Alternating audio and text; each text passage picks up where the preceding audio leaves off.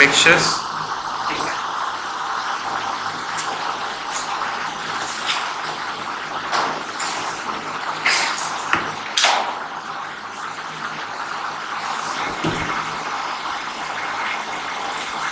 और sir L R का form क्या है? LR का है सर, एक second.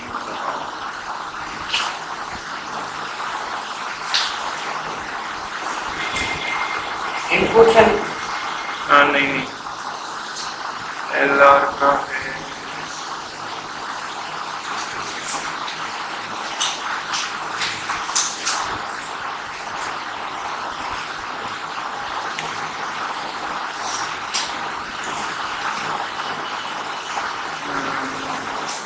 Selection criteria and logical puzzles. Selection criteria and logical puzzles, LR 4.1. इसमें नहीं है, मेरे को रिजर्वेशन लॉजिकल सीरीज दी होल्ड है मैट्रिक्स अरेंजमेंट। आप थोड़े नीचे, हाँ मैट्रिक्स अरेंजमेंट से थोड़े नीचे हो। इनपुट से नहीं वो है ये नहीं है selection criteria and logical puzzles, कोई बात नहीं, मैं मंगा। सिक्वेंशियल ओपी ट्रेनिंग है। हाँ इसके बाद वाली शीट वो सब विजुअल है और बस सर खत्म है, कोई नहीं भेजा। अच्छा तो एक शीट मिसिंग है आपके पास, कोई नहीं। ईमेल पे आपको हाँ मैं मंगा दूँ। नहीं ये तो सॉल्यूशन फॉर्म में है, बट दूसरे फॉर्मेट ये पीपीटी फॉर्म में है। चलो ठीक है। अभी LR तो खत्म होने वाला है, क्वांट्स के टॉपिक बचे हैं। क्वांट्स के थोड़ा बेसिक वाले तो खत्म होने वाले हैं, एडवांस मैथ्स स्टार्ट होगा, मे बी 2 या 3 टॉपिक्स के बाद एडवांस मैथ्स स्टार्ट होगा।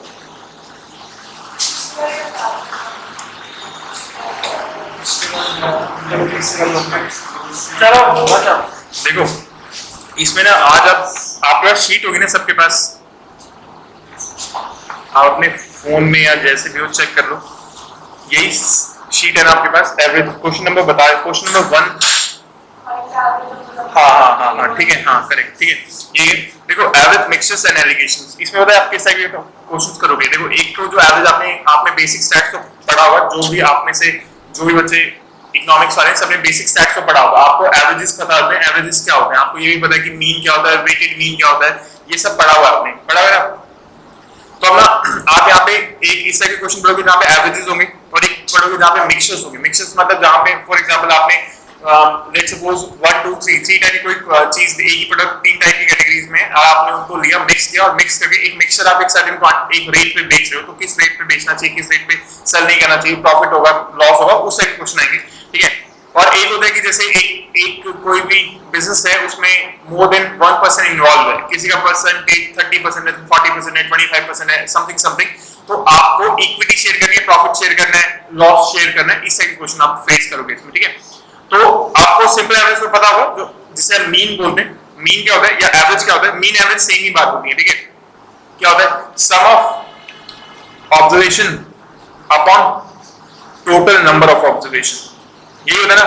फॉर एग्जांपल आप अपने मार्क्स का परसेंटेज निकालते हो, जब आप अपने मार्क्स का परसेंटेज निकालते हो ना, वो एक तरह से ना मीन होता है, आप उसको लिखते हो परसेंटेज। आप क्या करते हो उसमें, जैसे आप टोटल मार्क्स, जैसे यहाँ पे ऐसे करते हैं हम लोग कि टोटल सब्जेक्ट्स कितने हैं, टोटल मार्क्स कितने हैं, 500, ठीक है, टोटल मार्क्स, उसमें से ऑब्टेन मार्क्स कितने हैं, यहाँ पे ऑब्टेन मार्क्स होते हैं, जो भी हो सकते हैं ऑब्टेन मार्क्स, ठीक है।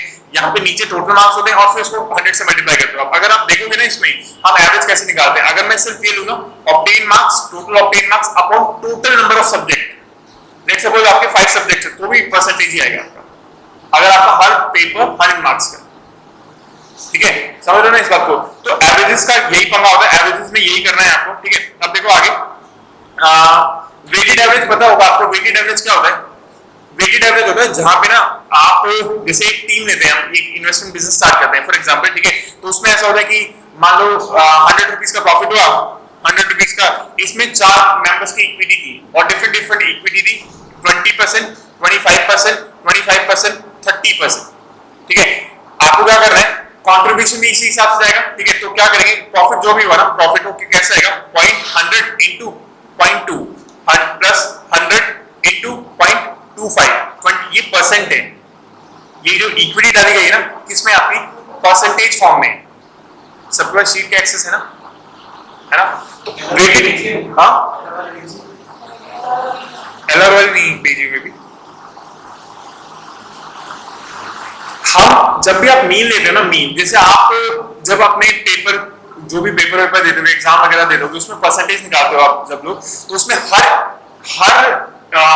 सब्जेक्ट को ना इक्वल वेटेज मिलता है ना, हर सब्जेक्ट को इक्वल वेटेज मिलता है। ठीक है, कई बार ऐसा नहीं होता कि हर सब्जेक्ट को इक्वल वेटेज मिला या हर पार्टिसिपेंट को इक्वल वेटेज मिले, कई बार ऐसा नहीं होता है। तो उन जगहों पे क्या यूज होता है, वेटेड एवरेज होता है। ठीक है, वेटेड एवरेज में ऐसा होता है जैसे फॉर एग्जांपल अभी आप नेक्स्ट ईयर जो लोग सीयूटी देंगे, कई बार एग्जाम्स में ऐसा होता है कि आपको ना कुछ एक रिटर्न होता है आपका, जो रिटर्न से कि मैं 40% रिटर्न काउंट करूंगा, 60% आपका एकेडमिक्स काउंट करूंगा, या फिर ऐसा होता है 80% में रिटर्न काउंट करूंगा, 10% आपका एकेडमिक्स काउंट करूंगा और 10% आपका इंटरव्यू राउंड का काउंट करूंगा, है ना। तो वहां पे डिफरेंट वेट होता है। तो दैट्स व्हाई आपको क्या करना होता है, दैट्स व्हाई कई बार सुना होगा लोगों ने कि ठीक है मेरा थ्योरी बहुत अच्छा हुआ है, इंटरव्यू थोड़ा इधर उधर होगा तो भी निकल जाएगा मेरा, है ना।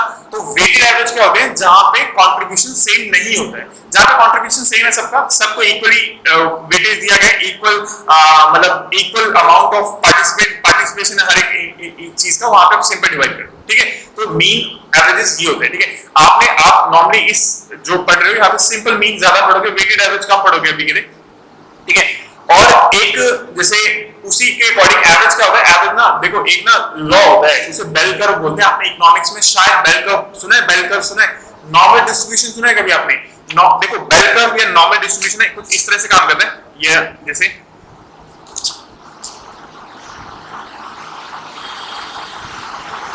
ये कभी भी ये जो है ना, ये नीचे वाला एक्सिस, फॉर एग्जांपल अगर मैं आपको ये बोलूं इस एक्सिस पे ना मार्क्स हैं, आपकी क्लास के मार्क्स, ठीक है, और ये या फिर ये जो है ना, ये एक्सिस मार्क्स का है और ये axis total number of students का है, या नंबर ऑफ स्टूडेंट, उल्टा कर देते हैं, सॉरी, यहाँ पे स्टूडेंट्स कर देते हैं और यहाँ पे मार्क्स कर देते हैं, मार्क्स इस एक्सिस पे। ठीक है, ये मार्क्स है आपके, लेट्स सपोज ये एक्सिस स्टार्ट होता है 0% से और जाता है आपका 100% तक, और ये जाता है जैसे ऐसे एक्सिस मान लो कि 1 2 3 4 5 या 10 20 30 40 कुछ भी ऐसे मान लो। ये क्या आपका ये नंबर ऑफ स्टूडेंट्स और ये क्या आपके मार्क्स है। सोचो जैसे आपने किसी सर्टेन क्लास में पढ़ रहे हो, ठीक है, तो जैसे इस वक्त कोई भी आपको पढ़ा रहा है ना, इंडिविजुअली नहीं पढ़ा रहा है, अगर आप ग्रुप में पढ़ो तो ग्रुप में कुछ भी हो रहा है, ठीक है, तो कई बार ना अगर आपको सब्जेक्ट नॉलेज है ना उस चीज का, तो आपको लगता होगा ये तो ऑब्वियस चीज है, ये तो मुझे आती है, तो डिसइंटरेस्टेड हो जाते हो कई बार क्लास में।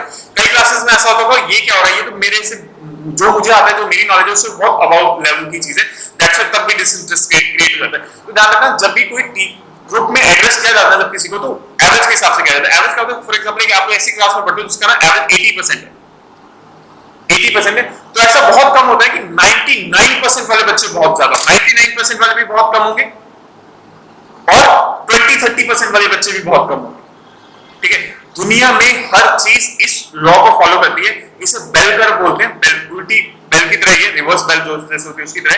ठीक है, और इसे नॉर्मल डिस्ट्रीब्यूशन भी बोलते हैं, दुनिया में हर चीज के अकॉर्डिंग डिस्ट्रीब्यूटेड है। ठीक है, ये हो सकता है कि आप जिस क्लास में पढ़ते हो उसका एवरेज 80% ना हो, 87% हो, 92% हो, 94% हो, लेकिन अगर 94% एवरेज है ना आपका, तब भी केसेस ये कि जितने भी ज्यादातर बच्चे होंगे ना आपकी क्लास में 94% के आसपास होंगे सारे बच्चे।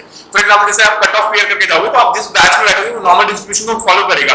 वहां पे कुछ एक बच्चे होंगे जो किसी कोटा से या स्पेशल कैटेगरी से आएंगे, वो बहुत ही कम होंगे। मेजॉरिटी कहां पे लाई करेगी, मेजॉरिटी इसके पास लाई करेगी। इस तरफ वाले अबव एवरेज हो जाएंगे, इस तरफ वाले बिलो एवरेज हो जाएंगे। समझ में आ रही है बात आपको?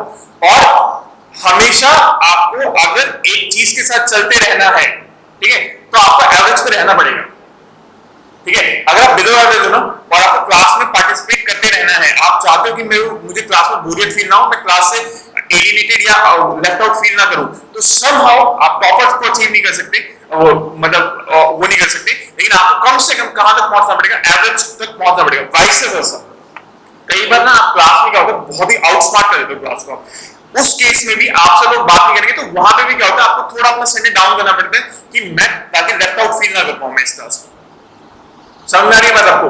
तो इसलिए चीजें एवरेज के आसपास चलती हैं। आपको बहुत सारी कल को आप फाइनेंशियल वर्ल्ड में जाओगे तो आपको पता लगेगा चीजें ना एवरेज के अकॉर्डिंग मूव करती हैं। जैसे फाइनेंशियल टर्म्स में एक चीज होती है, जैसे मार्केट है, मार्केट का ना एक जैसे बहुत इंडेक्सेस होते हैं, जैसे सेंसेक्स है, निफ्टी है, ये तो इनमें क्या होता है, ये ना इनका ना एवरेज होता है। जैसे मान लो क्लोजिंग आप अकाउंट बैलेंस होता है, अकाउंट बैलेंस जैसे आप अकाउंट बैलेंसेस होते हैं ना, अकाउंट बैलेंसेस जैसे एक ना कंपनी है वो अपना लेजर रोज की रोज क्लोज करती है, क्लोजिंग बैलेंस, वही क्लोजिंग बैलेंस सुबह का क्या हो जाता है, ओपनिंग बैलेंस, ये होता है ना, उसके अकॉर्डिंग में ऐसा होता है कि 20 डेज, मान लो 30 डेज का एवरेज आता है एक्स अमाउंट, सडनली एक दिन क्या होता है, वो जो एवरेज था ना, जो एक्स होना चाहिए था, जो मतलब अमाउंट एक्स होना चाहिए था, वो एक्स से बहुत ऊपर चला गया, यानी कि कुछ एक्स अभी आपके पास कहीं से पैसा आया है अचानक से, ऑब्वियस ही बात है वो लेजर में बहुत दिन तक रहेगा नहीं, क्योंकि कहीं तो वो भी जाएगा ना आपका, तो वो जाएगा तो अपने आप वो जो बैलेंस था, एवरेज बैलेंस था, कहां पे आ जाएगा, एवरेज के पास आ जाएगा आपका। तो चीजें किसको फॉलो करती है, एवरेज को फॉलो करती है, ठीक है, ध्यान रखना। जैसे एवरेज हाइट, आपने कभी सोचा है कि जैसे ये देखना हमारे आपके आसपास जितनी भी चीजें डिजाइन है ना, ये डोर डिजाइन है ना आपके पास, ये किसके अकॉर्डिंग डिजाइन है, एवरेज हाइट के अकॉर्डिंग डिजाइन है, 6 to 7 फीट के आसपास डिजाइन होते हैं। अगर आपकी हाइट उससे ज्यादा है तो भी वो है, और ज्यादा छोटी है तो भी प्रॉब्लम है आपकी, ठीक है। जैसे आपने देखा होगा दुनिया में मोस्ट ऑफ द लोग राइट हैंडेड होते हैं, दैट्स व्हाई आर्म चेयर नहीं होती जिस पे आप ट्यूशंस पे होती हैं, जो जिन पे आप लिखते हो, वो राइट हैंडेड लोगों के अकॉर्डिंग डिजाइन होती है, वो लेफ्ट हैंडेड लोगों के अकॉर्डिंग डिजाइन नहीं होती ना, because most of the buyer अगर मार्केट में हैं तो कौन से वाले हैं, वो राइट हैंडेड लोग हैं, ठीक है। एवरेज के अकॉर्डिंग ही डिसाइड किया जाता है, ठीक है, हमेशा ध्यान रखना। आपको ना ये दिख जाएगा मार्केट में, जैसे कभी भी कोई कार ब्रांड आता है इंडिया में, तो जब भी वो इंडिया में आएगा ना, बेशक बाहर कितनी भी महंगी गाड़ियां बेचते हैं, इंडिया में जो एवरेज कार प्राइस होता है उसके अराउंड अपनी कार को प्लेस करते हैं, ठीक है। कोई भी कार ब्रांड देख लेना इंडिया में ना, जैसे जीप है, जीप बहुत महंगा ब्रांड है इंडिया से बाहर, लेकिन जीप जब इंडिया में है कंपस लेगा 14-15 लाख के सेगमेंट में है, क्योंकि एक बार उनको मार्केट में स्टेबलाइज तो होना ही, अपने आप को स्टेबलाइज करना। तो ध्यान रखना एवरेज के अराउंड चीजें डिजाइन की जाती हैं, ठीक है, हमेशा एवरेज के अराउंड, ठीक है। और अगर आप अबाउट, क्योंकि अगर आप देखो आप किसी भी मार्केट सेगमेंट में जाते हो, अगर आप अबाउट एवरेज या बिलो एवरेज को टारगेट करते हो तो अपने आप आपका मार्केट सेगमेंट जो होता है, जो आपकी ऑडियंस होती है, वो श्रिंक हो जाती है, ठीक है। दैट्स व्हाई आप जैसे पढ़ने वाले सेक्शन में हो, आप जो इस वक्त एकेडमिक्स में हो, तो आप देखना आप ऑनलाइन कंटेंट कंज्यूम करें तो देखना जो बहुत आउटस्मार्ट करके पढ़ाते हैं ना, जो बहुत आउटस्मार्ट टीचर होते हैं, बहुत अच्छे टीचर्स होते हैं, वो कभी वायरल नहीं हो पाएंगे। जो बिल्कुल बिलो पढ़ाते हैं वो भी वायरल नहीं हो पाएंगे। जो मासेस को वो करता है ना, जो एवरेज बच्चों को वो करता है, वो वायरल होता है, ठीक है। जीनियस टीचर्स कभी वायरल नहीं हो पाते, ये ध्यान रखना, ठीक है। ये दुनिया का लॉ है ये, ठीक है। आप देखना बहुत अच्छे लोग पढ़ा रहे हैं यूट्यूब पे, लेकिन वो कभी वायरल नहीं होता है, ठीक है। और रैंडमली टीचर आसे कुछ बातें करते हैं, वो वायरल हो जाते हैं। तो ध्यान रखना एवरेज, ठीक है, एवरेज। ऐसी मूवीज भी देखी होंगी आपने जो अबव आईक्यू लेवल होती है, बहुत कम लोग देख पाते हैं उसको, बहुत लोग समझ पाते हैं उसको, ठीक है। इंटरस्टेलर देखी किसी ने आपने से, ठीक है। इंटरस्टेलर आप साइंस वाले वैसे भी नहीं हो तो आपको शायद कम समझ में आए, लेकिन इंटरस्टेलर बहुत कम लोगों को समझ में आती है, ठीक है। एक उसी डायरेक्टर की मूवी थी टेनेट, वो रिवर्स टाइम ट्रैवल के ऊपर थी, वो तो है ना, वो तो बिल्कुल ही थोड़ा माइंड बॉगलिंग सी मूवी थी, है ना। तो हाँ आप मार्वल देखो, मार्वल सबको पता होता है, क्योंकि मार्वल एवरेज मूवी सभी देख लेते हैं उसको, है ना। इसलिए एवरेज के अकॉर्डिंग चीजें डिजाइन, एवरेज बहुत बड़ा रोल प्ले करता है। अगर आपको पता है ना चीज एवरेज कैसे हमारी लाइफ में इफेक्ट करता है, तो एवरेज बहुत तरीके से इफेक्ट करता है हमारी लाइफ में, ठीक है। तो ये उनमें से कुछ एग्जांपल थे। तो आपको कभी लगे स्टैट्स दुनिया में बहुत ज्यादा इफेक्ट आता है, डेटा साइंस, डेटा एनालिटिक्स जो है वो आजकल इसी बेसिक स्टैट्स को अप्लाइड स्टैट्स में कन्वर्ट कर दें तो वो डेटा साइंस बन जाता है। डेटा साइंस में सोचो कि जैसे डेटा साइंस का रोल क्या है, आजकल आप में से कितने लोगों ने स्मार्ट वॉचेस पहन रखी, पहनते हो स्मार्ट वॉच, आप में से पहनते हो आप स्मार्ट वॉच। स्मार्ट वॉच का पता है प्रॉब्लम क्या है, स्मार्ट वॉच ठीक ठाक चीज है लेकिन वो थोड़ा प्रॉब्लमेटिक भी है। स्मार्ट वॉच कैसे प्रॉब्लमेटिक है, डेटा साइंस कैसे आपकी लाइफ में, अगर सोचो आप ना अभी हेल्थ इंश्योरेंस कराते हो, आप हेल्थ इंश्योरेंस का प्रीमियम ना आपका इंक्रीज डिक्रीज नहीं होता है कभी भी। जैसे आप 16 साल के हो, 21 साल के हो, 22 साल के हो, 22, 24, 26 मैं हूं, आप कोई भी है, उसका प्रीमियम सब एक सा बनेगा। लेकिन सडनली आपका एप्पल वॉच का डेटा इंश्योरेंस कंपनी मांगती है, उसको पता लगता है इसका तो बीपी बहुत जल्दी फ्लक्चुएट करता है, ठीक है, इसका SpO2 लेवल बहुत कम रहता है, सडनली आपका इंश्योरेंस प्रीमियम बढ़ जाएगा, ठीक है। इस तरह से डेटा, और वो को कैसे पता लगेगा कि नॉर्मली 26 साल की उम्र में 26 इयर्स की एज में आपका SpO2 96 होना चाहिए, 97 होना चाहिए नॉर्मल कंडीशंस में, लेकिन आपका 94 रहता है, 93 रहता है, which means something wrong with you, ठीक है। तो आपका प्रीमियम बढ़ जाएगा क्योंकि आपके चांसेस ज्यादा है कि आप बीमार पड़ोगे और मुझे नुकसान होगा, एक्चुअली मैं आपसे ज्यादा प्रीमियम दूंगा। ऐसे करके चीजें इफेक्ट करती हैं, एवरेज इस तरह से डिसाइड करना, ठीक है। तो देखो first question above average below average मैंने बता दिया। तो ये ध्यान रखना इस कर्व का ना कभी नाम पूछे ना कोई, इसे या तो नॉर्मल डिस्ट्रीब्यूशन बोलते हैं, नॉर्मल डिस्ट्रीब्यूशन हर दुनिया में ये हर लॉ में आता है ये, या फिर इसे बेल कर्व बोलते हैं, बेल कर्व, ठीक है, इकोनॉमिक्स में पक्का पढ़ोगे इसको, जो इकोनॉमिक्स पढ़ेंगे ना कल को उनको पक्का ये पढ़ने को मिलेगा।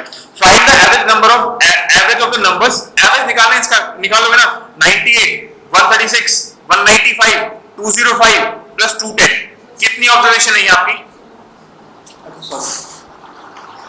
कितनी ऑब्जर्वेशन है आपकी 5। तो क्या करना है 98 plus 136 plus 195 plus 205 plus 210 divide by 5, ये आपका total number of observation, oh sorry ये आपका मीन आ जाएगा। इसका सम कितना आएगा, इसका सम आएगा 2 2 4 4 6 6 10 6 10 708 708 844 844 by 5, 844 by 5 इसको डिवाइड करोगे 1 आएगा, फिर 6 आएगा, फिर 8 आएगा, 0.8 आ जाएगा 168.8। ठीक है, मैंने समय से किया था 205 प्लस 195 400 होता है, प्लस 210 610 610 के अंदर 98 ऐड करोगे तो 708 बनेगा, प्लस 100 808 बनेगा, 808 प्लस 36 कितना आएगा आपका 844 844 डिवाइड बाय 5, फिर तो डिवाइड करना इजी है। ठीक है, नेक्स्ट देखो एवरेज रेनफॉल।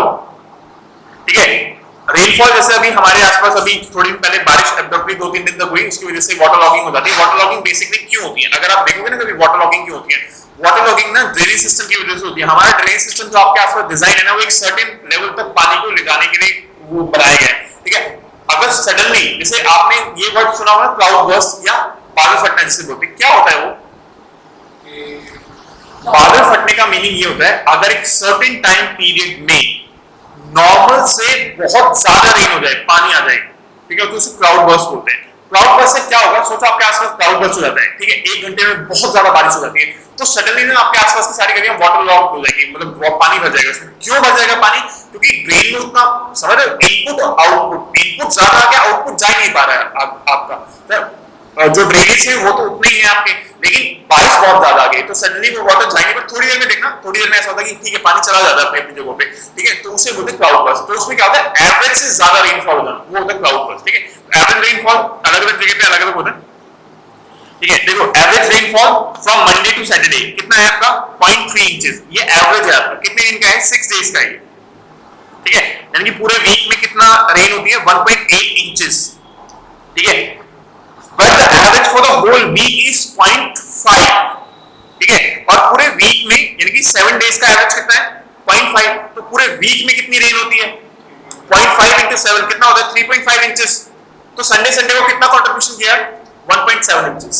समझ में आ रही है बात आपको कैसे लिखा गया, ये कैसे देखो 0.3 रेनफॉल है from Monday to Saturday, Monday to Saturday how many days 6 days. पूरे वीक में कितना रेनफॉल हुआ, पूरे वीक में कितना रेनफॉल हुआ 1.8 इंचेस। लेकिन पूरे वीक का मतलब एवरेज निकाला जाए, टोटल निकाला जाए, टोटल रेनफॉल पूरे वीक का कितना होगा 0.5 into 7। ठीक है, 0.5 into 7 कितना होता है 3.5, इनका डिफरेंस कितना है 1.7 इंचेस। ये 1.7 कहां से आया एक्स्ट्रा, जो एक एक्स्ट्रा डे ऐड किया आपने, कौन सा डे ऐड किया संडे। ठीक है, अगर आप अपनी डेली स्पेंडिंग्स देखोगे, ठीक है, और आप उस साइड के जो मंडे टू सैटरडे बिजी रहते हैं और सडनली संडे को आपका स्पाइक, जो भी आपका स्पेंडिंग है वो एकदम से स्पाइक करेगा क्योंकि शॉपिंग करने आप उसी दिन जाते हो। ठीक है, कुछ उस टाइप का सीन नहीं है। ठीक है, नेक्स्ट देखो, नेक्स्ट है average weight of 43 student is 37 kg। ठीक है, आप समझ रहे हो ना, अगर आप देखो यहाँ पे मैं टोटल रेनफॉल निकाला था, टोटल रेनफॉल कैसे निकाला था average rainfall into number of days या नंबर ऑफ ऑब्जर्वेशन, भाई कितने दिन का डेटा ऑब्जर्व कर रहे हो आप 6 डेज का डेटा ऑब्जर्व कर रहे हो, यहाँ पे आप 7 डेज का डेटा ऑब्जर्व करें, टोटल निकालो। ठीक है, अगर 2 केसेस का टोटल है आपके पास और 2 केसेस का टोटल निकल जाएगा तो 2 केसेस का डिफरेंस भी निकल जाएगा, आपको पता लग जाएगा डिफरेंस कहां से जनरेट हो रहा है। ठीक है, यहां पे देखो the average weight of 43 student is 37, average weight कितना है आपका 37 kg है, एवरेज वेट है 37 kg। ठीक है, कितने स्टूडेंट्स हैं, तो टोटल वेट कितना आएगा, टोटल वेट आएगा, मैं टोटल में लिख देता हूं average into number of observation. ठीक है, अब एवरेज कितना है आपका, एवरेज है 37 और नंबर ऑफ ऑब्जर्वेशन क्या है आपकी 43। ठीक है, नंबर ऑफ ऑब्जर्वेशन है। If one student join the class the overall average increase by 1। अगर एक बच्चा ऐड हो जाता है क्लास में तो ओवरऑल जो मतलब एवरेज है वो कितना इंक्रीज होता है बाय 1 kg। समझ रहे हो? ठीक है, अभी इस डेटा को प्रोसेस करते हैं, फिर आगे find the weight of the student joining the class. देखो अब इसमें ना मैं तो एक तो मल्टीप्लिकेशन करके चीजें कैलकुलेट करूं, अगर मैं मल्टीप्लिकेशन करने में जाऊं तो मैं मुझे यहां पे पता लगेगा कि एवरेज 38 हो गए और नंबर ऑफ स्टूडेंट कितने हो गए 44 हो गए। ठीक है, यही होता है। अब देखो थोड़ा सोचने की समझने की कोशिश करो। ठीक है, अगर सोचो कि अगर उस जो बच्चा आ रहा है, ठीक है, अगर वो अपने सब जितना एवरेज वेट है क्लास का, सोचो अभी एवरेज कितना है 37 और नंबर ऑफ स्टूडेंट कितने 43। ठीक है, अगर एक बच्चा है और अपने सब 37 कितना वेट है 37 ही वेट लेके आया, हाँ 30 उसका वेट भी 37, तो क्या क्लास के एवरेज पे में डिफरेंस आएगा? नहीं आएगा। ठीक है, अभी देखो अभी एक बच्चा एक्स्ट्रा आ गया, टोटल स्टूडेंट कितने हो गए 44। उसने उन 44 स्टूडेंट्स को 1 केजी एक्स्ट्रा दिया ना, यानी कि उसका वेट कितना था 37 प्लस 44। आपको समझ में मैंने क्या किया? ये देखो आप अगर देखो जैसे ऐसा है कि भाई आप ना अपनी जैसे आपका मार्क्स का होता है, जैसे आपके हर एक 5 सब्जेक्ट में आपके हर सब्जेक्ट में आपके 90 मार्क्स हैं, एक सब्जेक्ट में 95 मार्क्स आ जाते हैं, 96 मार्क्स आते हैं। अब आपने जो 5 और 6 एक्स्ट्रा मार्क्स लेके आए ना, जब वो डिवाइड होंगे ना उस सब में सारे बाकी सारे सब्जेक्ट में डिस्ट्रीब्यूट हो जाएंगे आपके। आप समझ रहे हो इस बात को मैं क्या कह रहा हूं? ठीक है, जैसे मान लो 1999, जैसे क्या है कि हम 5 मेंबर्स हैं इस क्लास में। ठीक है, किसी ने कहीं जाते हैं, खाना वाना खाने जाते हैं रेस्टोरेंट में। ठीक है, तो क्या होता है हर अपने अपने अकॉर्डिंग कोई कंट्रीब्यूट करता है। एक तो इक्वल कंट्रीब्यूशन होता है। इक्वल कंट्रीब्यूशन में क्या होता है हम सब इक्वल अमाउंट देंगे। एक होता है जिसके पास जितना है उतना देगा। सोचो लेट्स सपोज 4 पर्सन ऐसे जिनके पास 100 रुपीस है, एक बंदा है जिसके पास 500 रुपीस है। ठीक है, तो 400 तो एक अमाउंट कलेक्ट हुआ प्लस 500 एक अमाउंट कलेक्ट हुआ, तो उसने अब सोचो आप इसको देखना इसका इफेक्ट कैसा आएगा। अब सोचो आप इसको देखना 400 एक हुआ प्लस 500 एक ने दिया। ठीक है, अपॉन में टोटल मेंबर्स कितने थे 5 थे, तो कितना हुआ 900 अपॉन 5 कितना आया आपका 180। ध्यान से देखो उस बंदे ने कितना एक्स्ट्रा अमाउंट पे किया, एवरेज से 400 रुपीस एक्स्ट्रा पे किया। ठीक है, वो 400 रुपीस कितने बंदों में डिस्ट्रीब्यूट हुए 5। 400 बाय 5 कितना होता है 80। दैट्स व्हाई 80 एक्स्ट्रा दिख रहा है ना आपको एवरेज से, है ना। इसको रिवर्स इंजीनियर करो आप, कितने एवरेज कितना था 37, नंबर ऑफ स्टूडेंट कितने थे 43, एक स्टूडेंट एक्स्ट्रा आया। ठीक है, और एवरेज इंक्रीज हुआ, तो ऑब्वियसली बात है उसका वेट 37 तो है, मतलब 37 से ज्यादा है। 37 उसका वेट है प्लस कितना ज्यादा है आपका, उसने क्योंकि एक को खुद आ गया तो 44 स्टूडेंट हो गए और उसने पूरी क्लास का वेट कितना इंक्रीज कर दिया 1, तो 44 एक्स्ट्रा आया होगा। ठीक है, 37 प्लस 44 कितना आएगा, जो भी आंसर आएगा वो आपका एक्स्ट्रा वेट है, उस बच्चे का वेट आ जाएगा। समझ में आ रही है बात आपको? ठीक है, तो आपको मल्टीप्लाई ना करना पड़े इसके लिए 37 प्लस 44 कितना आएगा 81। ठीक है, 81 के लिए कौन सा आंसर आएगा आपका 37 प्लस 44, हाँ 81।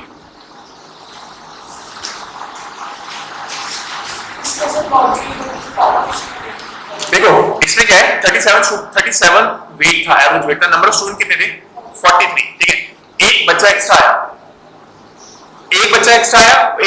तो 43 की जगह कितने स्टूडेंट हो गए 44 हो गए।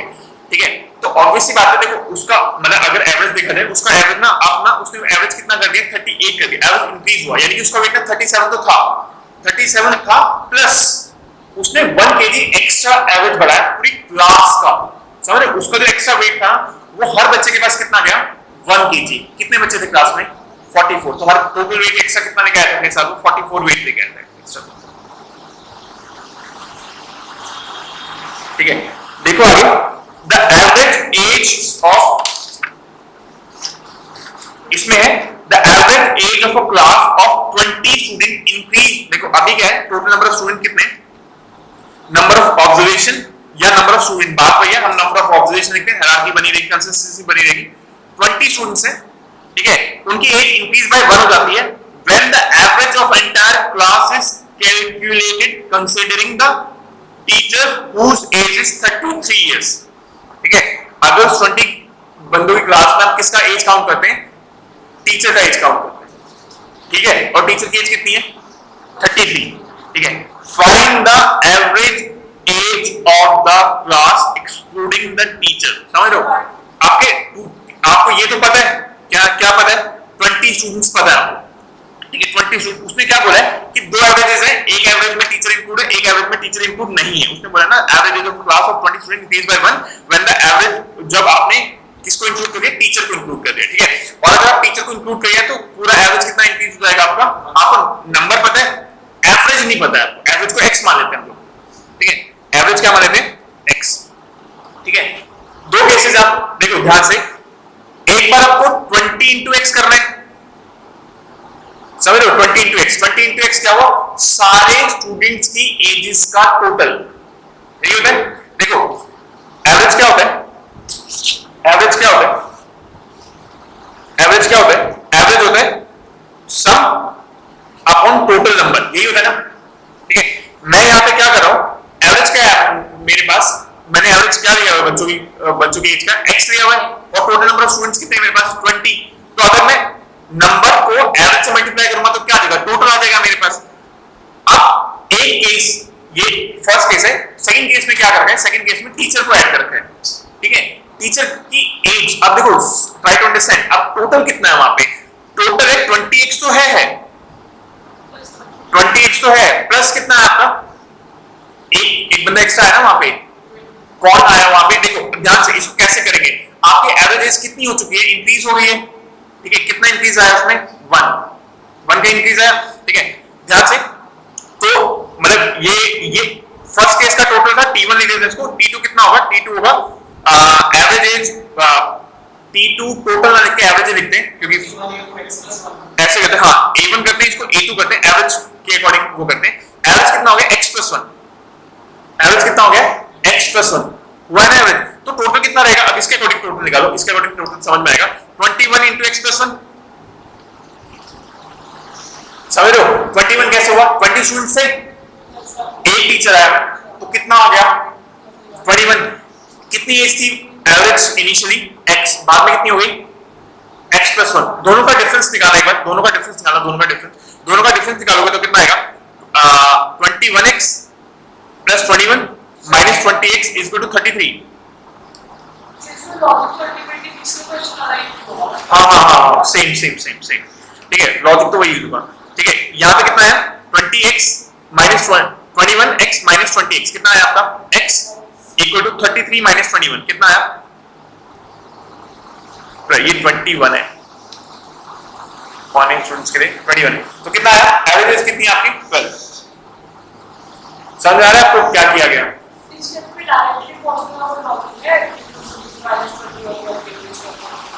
देखो आप उसमें क्या किया, 33 minus 21 कैसे किया आपने, जैसे आपने ना ऐसे किया, जैसे ऑब्वियस ही बात है, आपने अगर मतलब ऐसे सोचो कि आपने टोटल नंबर ऑफ ऑब्जर्वेशन कितनी थी, इनिशियली 20 थी, बाद में कितनी होगी 21, और एवरेज कितना डिफरेंस आया आपका, एवरेज में एक सिंगल नंबर का डिफरेंस आया, ठीक है।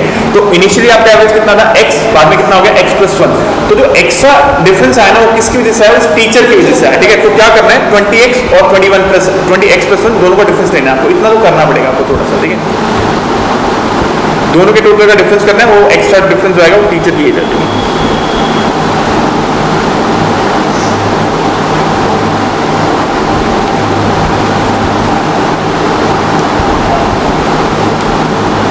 और ऐसा जो अगर थोड़ा ऐसे सोचते हैं कि सोचो आपकी टीचर की एज कितनी है, टीचर की एज 31 है, तो सॉरी टीचर की एज कितनी है 33, ठीक है, और टोटल नंबर ऑफ मेंबर्स कितने हो जाते हैं क्लास में 21, तो वो कितना एक्स्ट्रा लेके गया अपने साथ 12 kg एक्स्ट्रा गया, उसी वजह, तो सोचो 12 kg एक्स्ट्रा लेके गया, हर बच्चे को 1 kg मिला होगा, तो एवरेज कितना होगा, हाँ बिल्कुल। देखो आगे इसमें आप थोड़ा ऐसा मिलेगा आपको, मल्टीपल ऑब्जर्वेशन आपको देखनी पड़ेंगी, ठीक है। देखो typist A can type a sheet in 5 minutes, typist B in 6 minutes and typist C in 8 minutes, what is the average number of sheet type per hour per typist, ध्यान से ना, ठीक है। देखो ध्यान से, उसने बोला typist A can type a sheet in 5 minutes, typist B in 6 minutes and typist C in 8 minutes। अगर आपको कैलकुलेशन थोड़ा सा स्ट्रांग है ना, तो एक तो थोड़ा फटाफट हो जाएगा, ठीक है। कितने टाइपिस्ट हैं टोटल, 3 टाइपिस्ट हैं, तो डिवाइड बाय 3 होगा, टोटल नंबर ऑफ शीट निकालो, टोटल नंबर ऑफ शीट जो 5 मिनट में प्रिंट करता है या टाइप करता है, वो कितनी शीट टाइप करेगा 12, 60/5 12 आएगा ना आपका। टोटल 1 आवर में कितने मिनट्स होते हैं 60/5 कितना होता है 12, नेक्स्ट वाला 60 से डिवाइड करना है, 60 डिवाइड बाय 6, अगले वाला कितने में करता है 6 मिनट्स में, तो 60 डिवाइड बाय 6 कितना होगा 10। 6 देखो आपको समझा रहा है मैं क्या बोल रहा हूँ कि आपके 3 टाइपिस्ट है ना आपके पास, 3 टाइपिस्ट है ना आपके पास, एक का टाइपिंग स्पीड क्या है 5 मिनट पर शीट है ना, तो 1 आवर में कितने मिनट्स होते हैं 60 बाय 5 कितना होगा 12, एक बंदा 12 शीट टाइप करता है,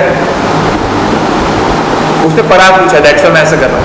देखो क्वेश्चन पढ़ो एक बार, typist A can type a sheet in 5 minutes, typist B in 6 minute and typist C in 8 minutes, ठीक है, ये तो उनकी स्पीड देखिए।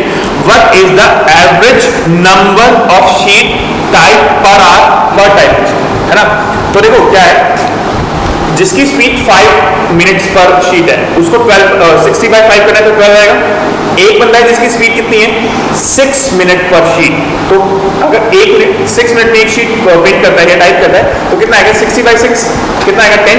एक बंदा है जो 8 मिनट पर शीट लगाता है, पर शीट कितना लेता है वो 8 मिनट लेता है, तो 60 बाय 8 कितना आएगा 7.5, 60 बाय 8 करके देखो 7.5 आएगा, हाँ 7.5 भी आएगा, ठीक है। 12 प्लस 10 22 प्लस 7 29 इसको डिवाइड बाय 3 करो, ठीक है, तो ये क्या आ जाएगा आपका एवरेज नंबर ऑफ शीट पर मिनट, ठीक है। क्या आंसर है इसका डिवाइड करना, देखो अब इसका आंसर आएगा, अब देखो आपको 3 से डिवाइड करना है, 10 से लेस देन 10 आंसर आएगा, है ना, लेस देन 10 और नियरेस्ट टू 10 आएगा आंसर आपका, क्योंकि 30 बाई 3 कितना होगा 10 होता है, यहाँ पे 29.5 बाई 3 है, 29.5 बाई 3 है, तो कौन सा आंसर आएगा बी। ए मत लिखना, एवरेज पूछा है उसने, ठीक है, उसने टोटल शीट नहीं पूछी है, टोटल शीट पर टाइपिस्ट पर आवर पूछी है, टोटल शीट निकाल दिया हमने पर आवर, ठीक है, अपॉन में क्या करना है पर टाइपिस्ट, देखो ये क्या है, ये जो है ना ये टोटल शीट्स पर आ रही है ना, अपॉन में क्या किया आपने नंबर ऑफ टाइपिस्ट, तो क्या आ जाएगा total number of sheet per hour, total sheet पर आवर पर टाइपिस्ट, ठीक है, ध्यान रखना इसको। नेक्स्ट देखो, नेक्स्ट क्या है आपका,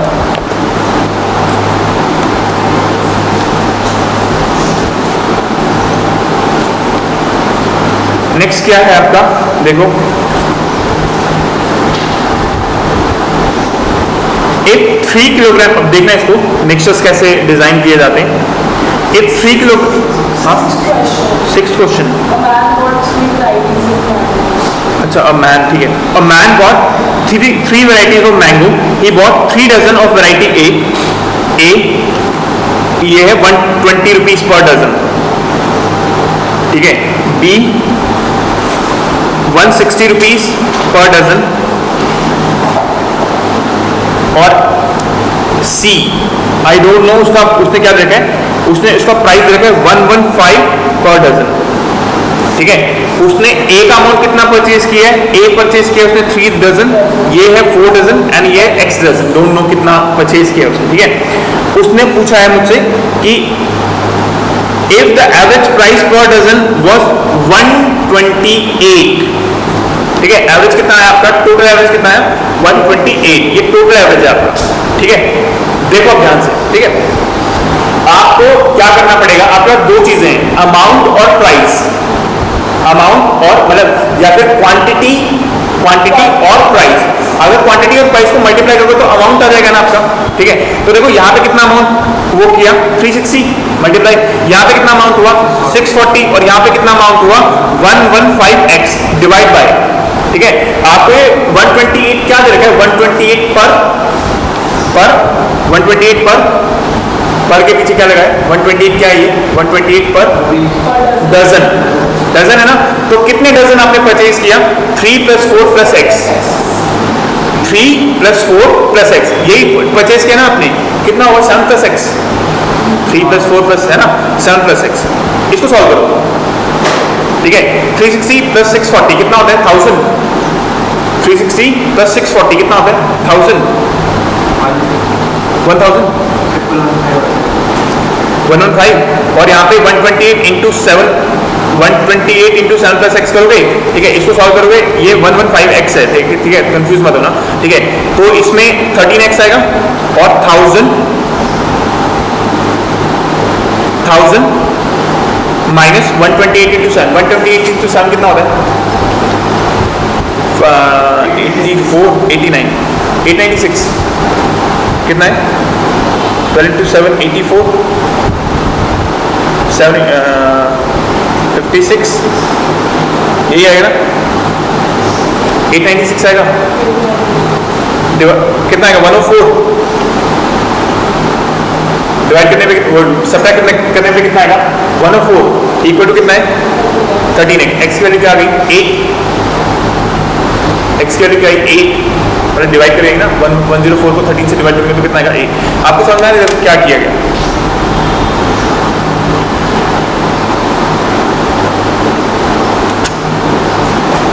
देखो ऐसा होता है, इसमें थ्री टाइप ऑफ मैंगोज थे आपके, ए बी सी, ठीक है? ए बी सी थे, उसमें क्या था? ए का प्राइस था, बी का प्राइस था, सी का प्राइस था। आपको क्वांटिटी दो क्वालिटीज की क्वांटिटी गिवन है, 3 और 4। थर्ड टाइप ऑफ क्वांटिटी जो है उसकी, थर्ड टाइप ऑफ क्वालिटी जो है उसकी क्वांटिटी गिवन नहीं है, लेकिन आपको टोटल मिक्सचर का जो एवरेज दे रखा है ना वो कितना दे रखा है आपको? 128। यहाँ पे ना सबका कॉन्ट्रीब्यूशन इक्वल नहीं है, तो इसे बोलते हैं वेटेड एवरेज, ठीक है? आपने क्या किया? ये अमाउंट निकाला आपने, total amount upon total quantity equal to क्या आ जाएगा? एवरेज आ जाएगा आपका। बस उस मेथड के अकॉर्डिंग सॉल्व किया।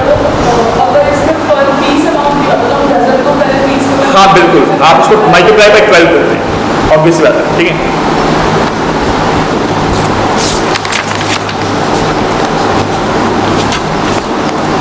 नेक्स्ट देखो, नेक्स्ट क्या है? The average score of 20, यही है ना? The average score of 21 student है ना? Average score of 21 student of class X A in a school is 43 marks.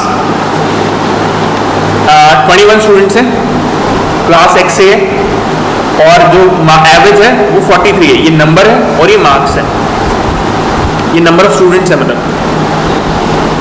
While the average score of 28 student of class B में number of student है 28 और उनका average जो आ रहा है वो आ रहा है 36 मार्क्स का।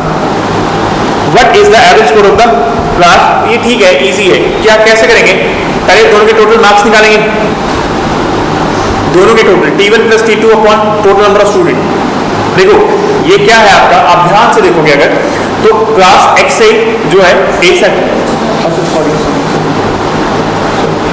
एक्स ए जो है क्लास, दो सेक्शन है आपके पास, एक एक्स ए एक एक्स बी है। एक्स ए सेक्शन जो है उसमें नंबर ऑफ स्टूडेंट कितने? 21 और एवरेज मार्क्स कितने आपके? देखो आपके पास ऐसे लिख देते हैं, डेटा को प्रोसेस करने के लिए एक्स ए क्लास है, उसमें नंबर ऑफ स्टूडेंट्स और क्या नाम है? मार्क्स, ठीक है? और एक्स बी है, इसमें एक्स ए क्लास में टोटल नंबर ऑफ स्टूडेंट है 21 एंड एवरेज मार्क्स जो है 43 है। इसमें टोटल नंबर ऑफ स्टूडेंट 28 है और एवरेज मार्क्स जो है कितना है आपका? 36 है, ठीक है? आपको क्या करना है? आपको टोटल एवरेज निकालना है। क्या निकालना है? दोनों क्लासेस का कंबाइन एवरेज निकालना है, ठीक है? देखो ये उस टाइप की क्लास है ना कि जो आप देखोगे अगर एक क्लास में 43 का एवरेज आ रहा है, एक क्लास में कितने का एवरेज आ रहा है? 36 का। ऐसा होता है ना आपकी क्लासेस में भी, एक पर्टिकुलर सेक्शन ज़्यादा स्मार्ट होते हैं, एक पर्टिकुलर सेक्शन उतना परफॉर्म नहीं करते हैं, ठीक है? तो उस टाइप की क्लासेस आएंगे, ठीक है? 21 आपको क्या करना है? टोटल एवरेज निकालो। क्या करना पड़ेगा? Total marks 21 into 43 plus 28 into 36 upon में क्या करना पड़ेगा? 21 प्लस 28। समझ में आया? Total marks upon total students. वैसे आप लोगों को समझ में आया? अब इसको सॉल्व करने के लिए पहले थोड़ा सा अगर ध्यान दोगे ना, थोड़ा सा अब यहाँ पे थोड़ा मैथ्स लगेगा, आपका मैथ्स का नॉलेज यूज होगा। यहाँ पे 21 है, यहाँ पे 28 है, 7 कॉमन आ रहा है, यहाँ पे कितना लगेगा? 3 इंटू 43 और यहाँ पे कितना रह जाएगा? 4 इंटू 36 अपॉन कितना आएगा? 49। यहाँ पे 7 रह जाएगा आपका। 43 इंटू 3 कितना होता है? अगर मैं थोड़ा सा कैलकुलेशन यूज करूँ कितना होता है, ठीक है? और 36 इंटू ये कितना होगा? 144 अपॉन कितना आएगा आपका? 7। इनको सम करोगे, इनका सम करोगे 200 प्लस 273 अपॉन 7, ठीक है? डिवाइड कर रहे हैं, समझ आई बात आपको? ठीक है, डिवाइड करोगे तो कितना एवरेज आ रहा है बताने के बाद आंसर मैच करना, मतलब आंसर मैच करोगे तो 39 आएगा, ठीक है?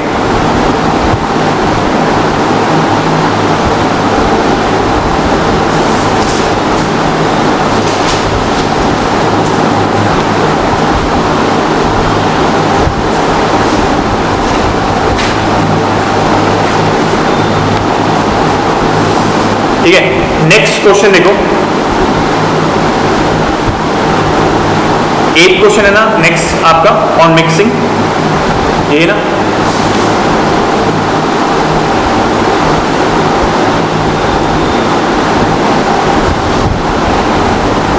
करें।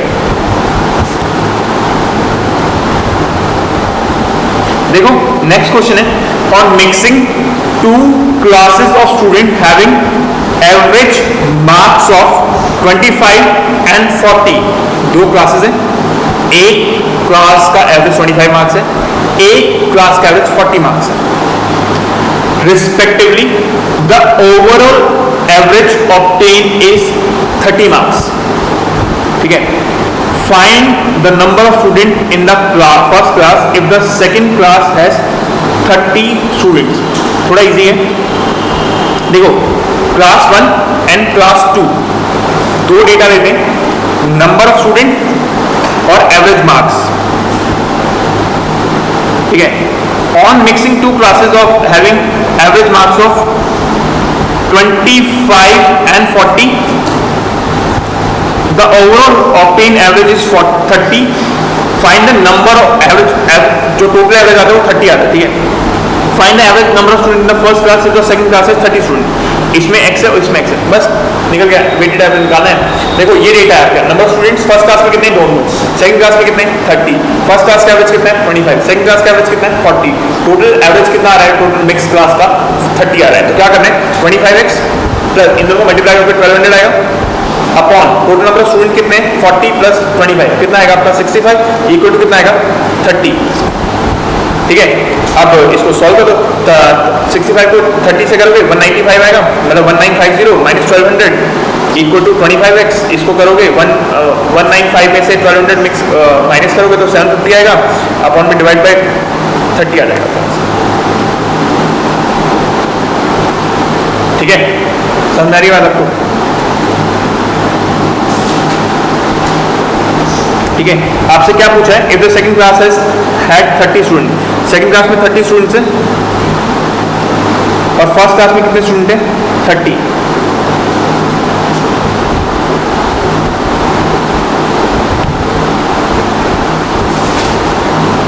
इसमें ना एक वो कर दिया है, थोड़ा ध्यान रखना इस चीज को, ये यहाँ पे कैलकुलेशन गलत है, ये 65 में आएगा। हाँ हाँ, एक्चुअली 30 प्लस एक्स आना चाहिए था। ठीक है, तो यहाँ पे इसको वो कर देना 25x plus 1200 upon 30 plus x equal to 30। ठीक है, यहाँ पे कितना आएगा 900 plus 30x 25x plus 1200 minus 900 is 300, 30x minus 25x 5x, x कितना आ जाएगा आपका 60, क्योंकि इक्वल नंबर ऑफ स्टूडेंट नहीं हो सकते, इक्वल नंबर स्टूडेंट होते तो बिल्कुल एवरेज मिड में आता है।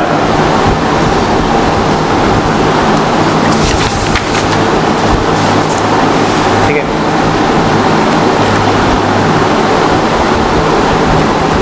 नेक्स्ट क्वेश्चन देखो,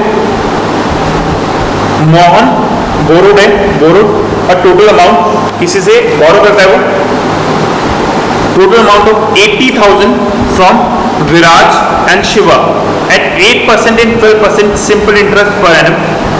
At the end of Mohan borrowed an amount of 80,000 from Viraj and Shiva at 8% and 12% simple interest per annum. At the end of 2 years, he returned a total amount of rupees 95,600. What is the sum borrowed from Shiva? ठीक है, तो देखो यहाँ पे क्या होगा, एक विराज हो गया, एक शिवा हो गया। विराज का रेट ऑफ इंटरेस्ट कितना है 8%, इससे कितना लिया उसने 12%। आप समझो इस बात को, आपने बोरो कितना किया 80,000, पे कितना किया, कितना एक्स्ट्रा पे किया आपने 15,000 किया ना, 15,600 एक्स्ट्रा पे किया आपने। ठीक है, ओके, अब अगर कितने टाइम बाद पे किया आपने 2 years। ठीक है, अब एक थोड़ा बेसिक कैलकुलेशन करते हैं। अगर सिंपल इंटरेस्ट है तो डिवाइड बाय 2 करेंगे, क्योंकि सिंपल इंटरेस्ट अगर आप कोई भी अमाउंट सिंपल इंटरेस्ट पे देते हो तो थ्रू आउट द ईयर उसका इंटरेस्ट चेंज नहीं होता। ठीक है, आप इसको डिवाइड बाय 2 करोगे, अगर डिवाइड बाय 2 करोगे तो कितना आएगा, ये आपका 78 आएगा, आपका 7800 रुपीज पर एनम पे कर रहे हो। ठीक है, अगर 80,000 के अकॉर्डिंग देखो, 80,000 का कितने परसेंट होता है 7800। ठीक है, सोचो कितना होता है। देखो अगर आपको निकालना है ना 80 कितना ये आपको समझा है मैंने क्या किया? आपको क्या दे रखा था? आपको दे रखा था 80,000 दे रखा था आपको सम, और उसमें से आपने कितना पे किया? उसमें आपने उसको 95,600 पे किया। आपने कितना एक्स्ट्रा पे किया? 15,600 एक्स्ट्रा पे किया। पर एनम कितना पे किया आपने उसको एक्स्ट्रा? 7,800 पे किया आपने, ठीक है। तो उसका अगर थोड़ा सा वो निकाला ना कि x% ऑफ होता है ना, जैसे x% ऑफ, तो आपको क्या करना है यहाँ पे? आपको सिंपल इसको 80,000 से डिवाइड करो, ठीक है। 80,000 से डिवाइड करोगे ये आएगा 78/100, इसको 100 कर दो, 00 से 00 कैंसिल, यहाँ पे 78/8 कितना होता है? ये होगा 9.5%। समझा है आपको? 9.5 आ रहा है ना? 9.5 आ रहा है।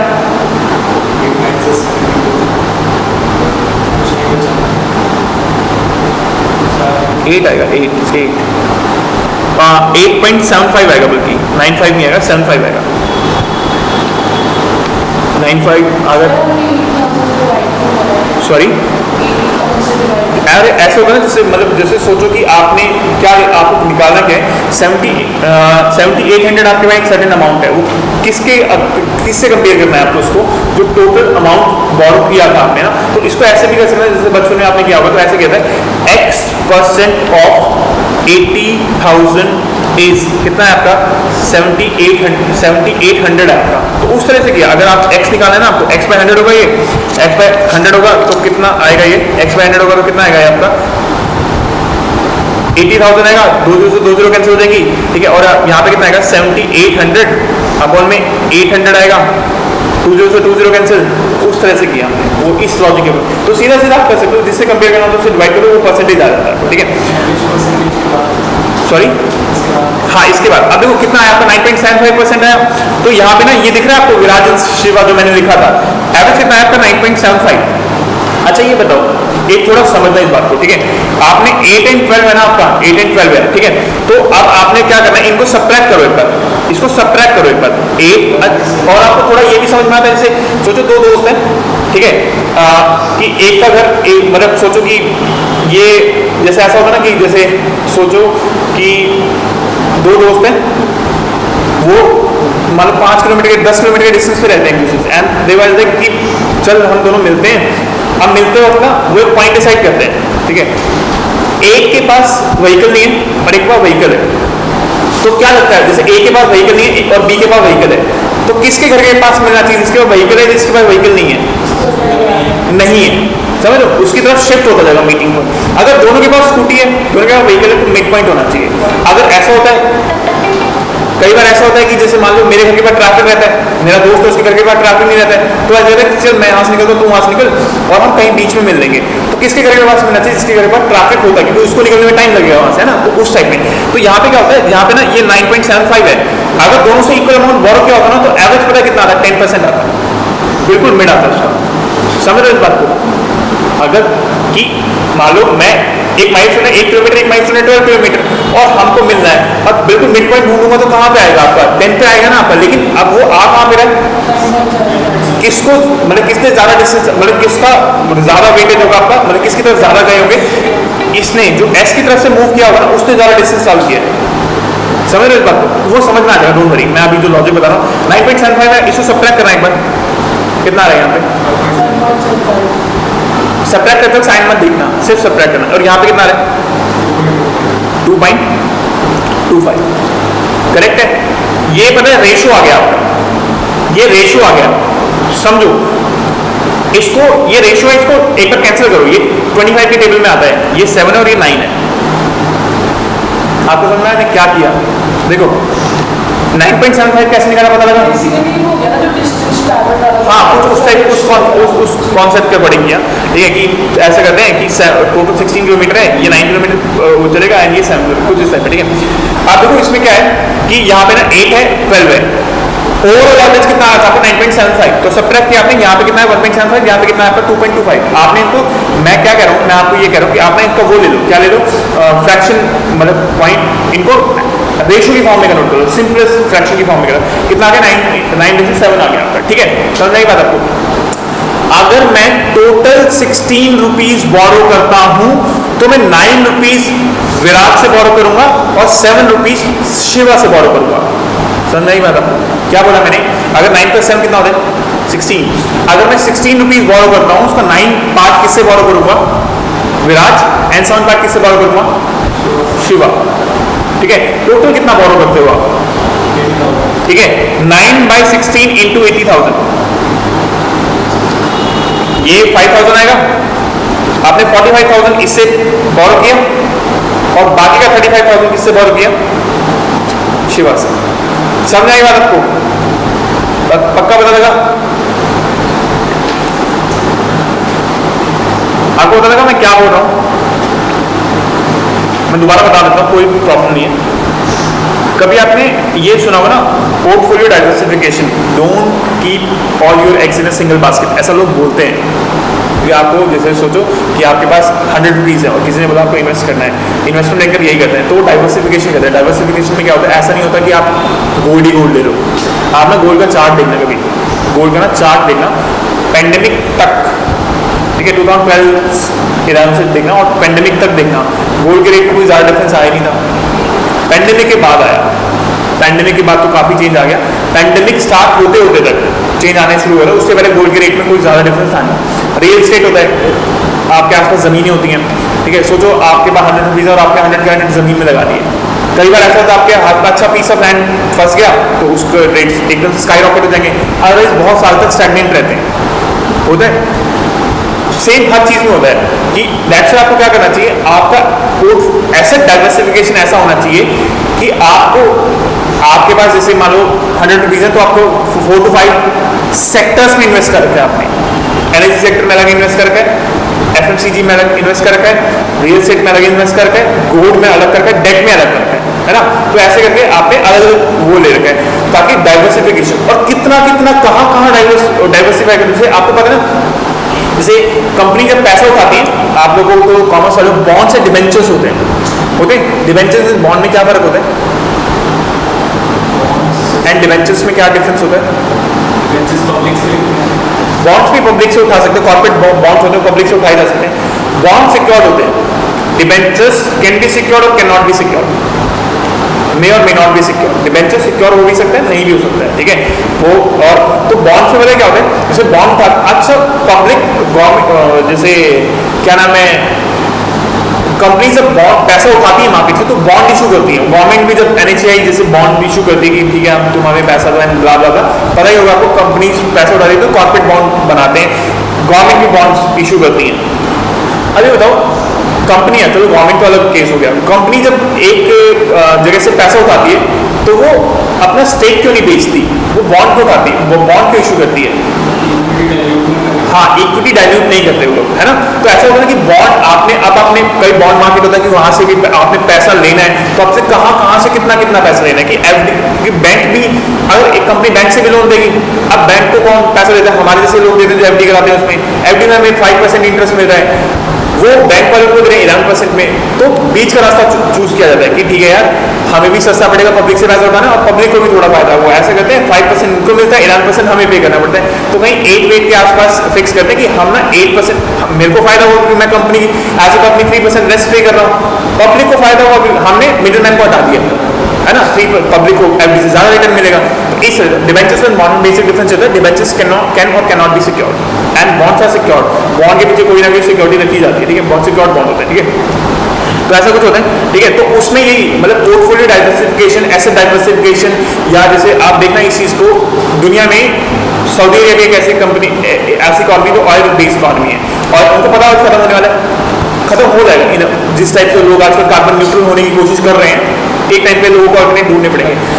अब क्या होता है, अब अगर आप सऊदी अरेबिया हो, आप एक ऐसी कंपनी जो ऑयल बेस्ड कंपनी है जिनका पूरा वो पैसा ही मतलब ऑयल रेवेन्यू से आता है, ये आपकी मोरल ड्यूटी बनती है कि क्या करना चाहिए, आपको डाइवर्सिफिकेशन करना चाहिए। आपके पास पैसा है इस वक्त, आप रिन्यूएबल एनर्जी में डालो, वो डाल रहे हैं। दुबई ने अपने आप को क्यों रीइन्वेंट किया, उनको पता था हमारा पैसा खत्म हो जाएगा एक टाइम पे, दैट्स हमें क्या करना पड़ेगा, हमें ना टूरिज्म वो लेके आना पड़ेगा, पोर्ट्स डेवलप करने पड़ेंगे, ठीक है। तो ये होता है कि एसेट डाइवर्सिफिकेशन जो अभी आपके पास आपको नीश है वो तो है ही। जैसे ऐसा होता है ना, मैंने आपको बताया था जो पॉप स्टार्स होते हैं, यूट्यूबर्स होते हैं, सिंगर्स होते हैं, हमेशा आपका गाना हिट नहीं होगा, एक जनरेशन है 4-5 साल तक आपके गाने से रिलेट कर पाएगी, नई जनरेशन को रिप्लेस करके आपका गाना कोई नहीं सुनेगा। उस केस में आपको क्या करना चाहिए, अभी आपके पैसा बहुत है, रेस्टोरेंट खोल लो, रियल एस्टेट में पैसा डालो, अपना गोल्ड का पोर्टफोलियो बना लो, अपना इक्विटी का पोर्टफोलियो बना लो। और कई जैसे देखा होगा क्रिकेटर वगैरह होते हैं कंपनियों में इन्वेस्ट करते हैं, क्यों इन्वेस्ट करते हैं, जैसे ये नायका के बारे में सुना होगा आपने, ये जो आलिया भट्ट वगैरह नायका का ऐड कर रही थी तो उन्होंने इक्विटी ले रखी थी उसमें, वो उनसे ऐड का चार्ज ही दे रहे थे। इक्विटी का फायदा क्या होता है कि अगर कंपनी ग्रो करेगी तो हम भी ग्रो करेंगे, क्योंकि हमेशा ऐसा नहीं हो सकता कि मेरी फिल्म हिट हो, मेरा गाना हिट हो, तो उसमें डाइवर्सिफिकेशन जरूरी होता है। तो इसी बेस पे बोले कि किसमें कितना डाला जाए, ठीक है।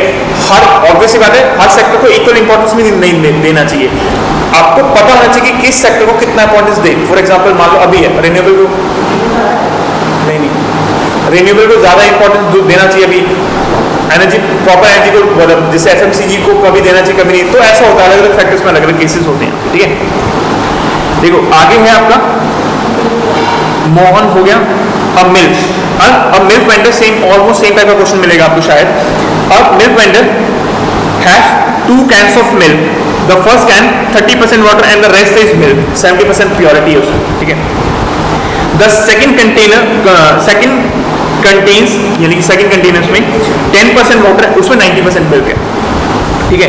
How much mixture must be mix from each can such that a mixture of 16 liter of milk contain water and milk in the ratio 1:3। आप समझो इस चीज को, हाँ रेशो उसने बोला है, उसने ना ये बोला 16 वो है 16 लीटर का मिक्सचर चाहिए आपको, ठीक है। 16 लीटर, उसमें क्या होना चाहिए 1:3 होना चाहिए ना आपका, 1:25%, करेक्ट। 25% वाटर एंड 75% क्या होना चाहिए आपका मिल्क। समझ आ रही है बात आपको? देखो लास्ट लाइन पढ़ोगे ना, उसने क्या बोला है 16 लीटर में क्या होना चाहिए 1:3। 1:3 कितना होता है, बोले 1:3 का मतलब होता है 1/4 3/4, 1/4 इज 25%, 3/4 इज 75%। आपको ये प्योरिटी चाहिए, 75% मिल्क होना चाहिए आपका। अच्छा देखो पहले वाले में मिल्क कितना है, पहले वाले में मिल्क कितना है 70%, दूसरे वाले में मिल्क कितना है 90%।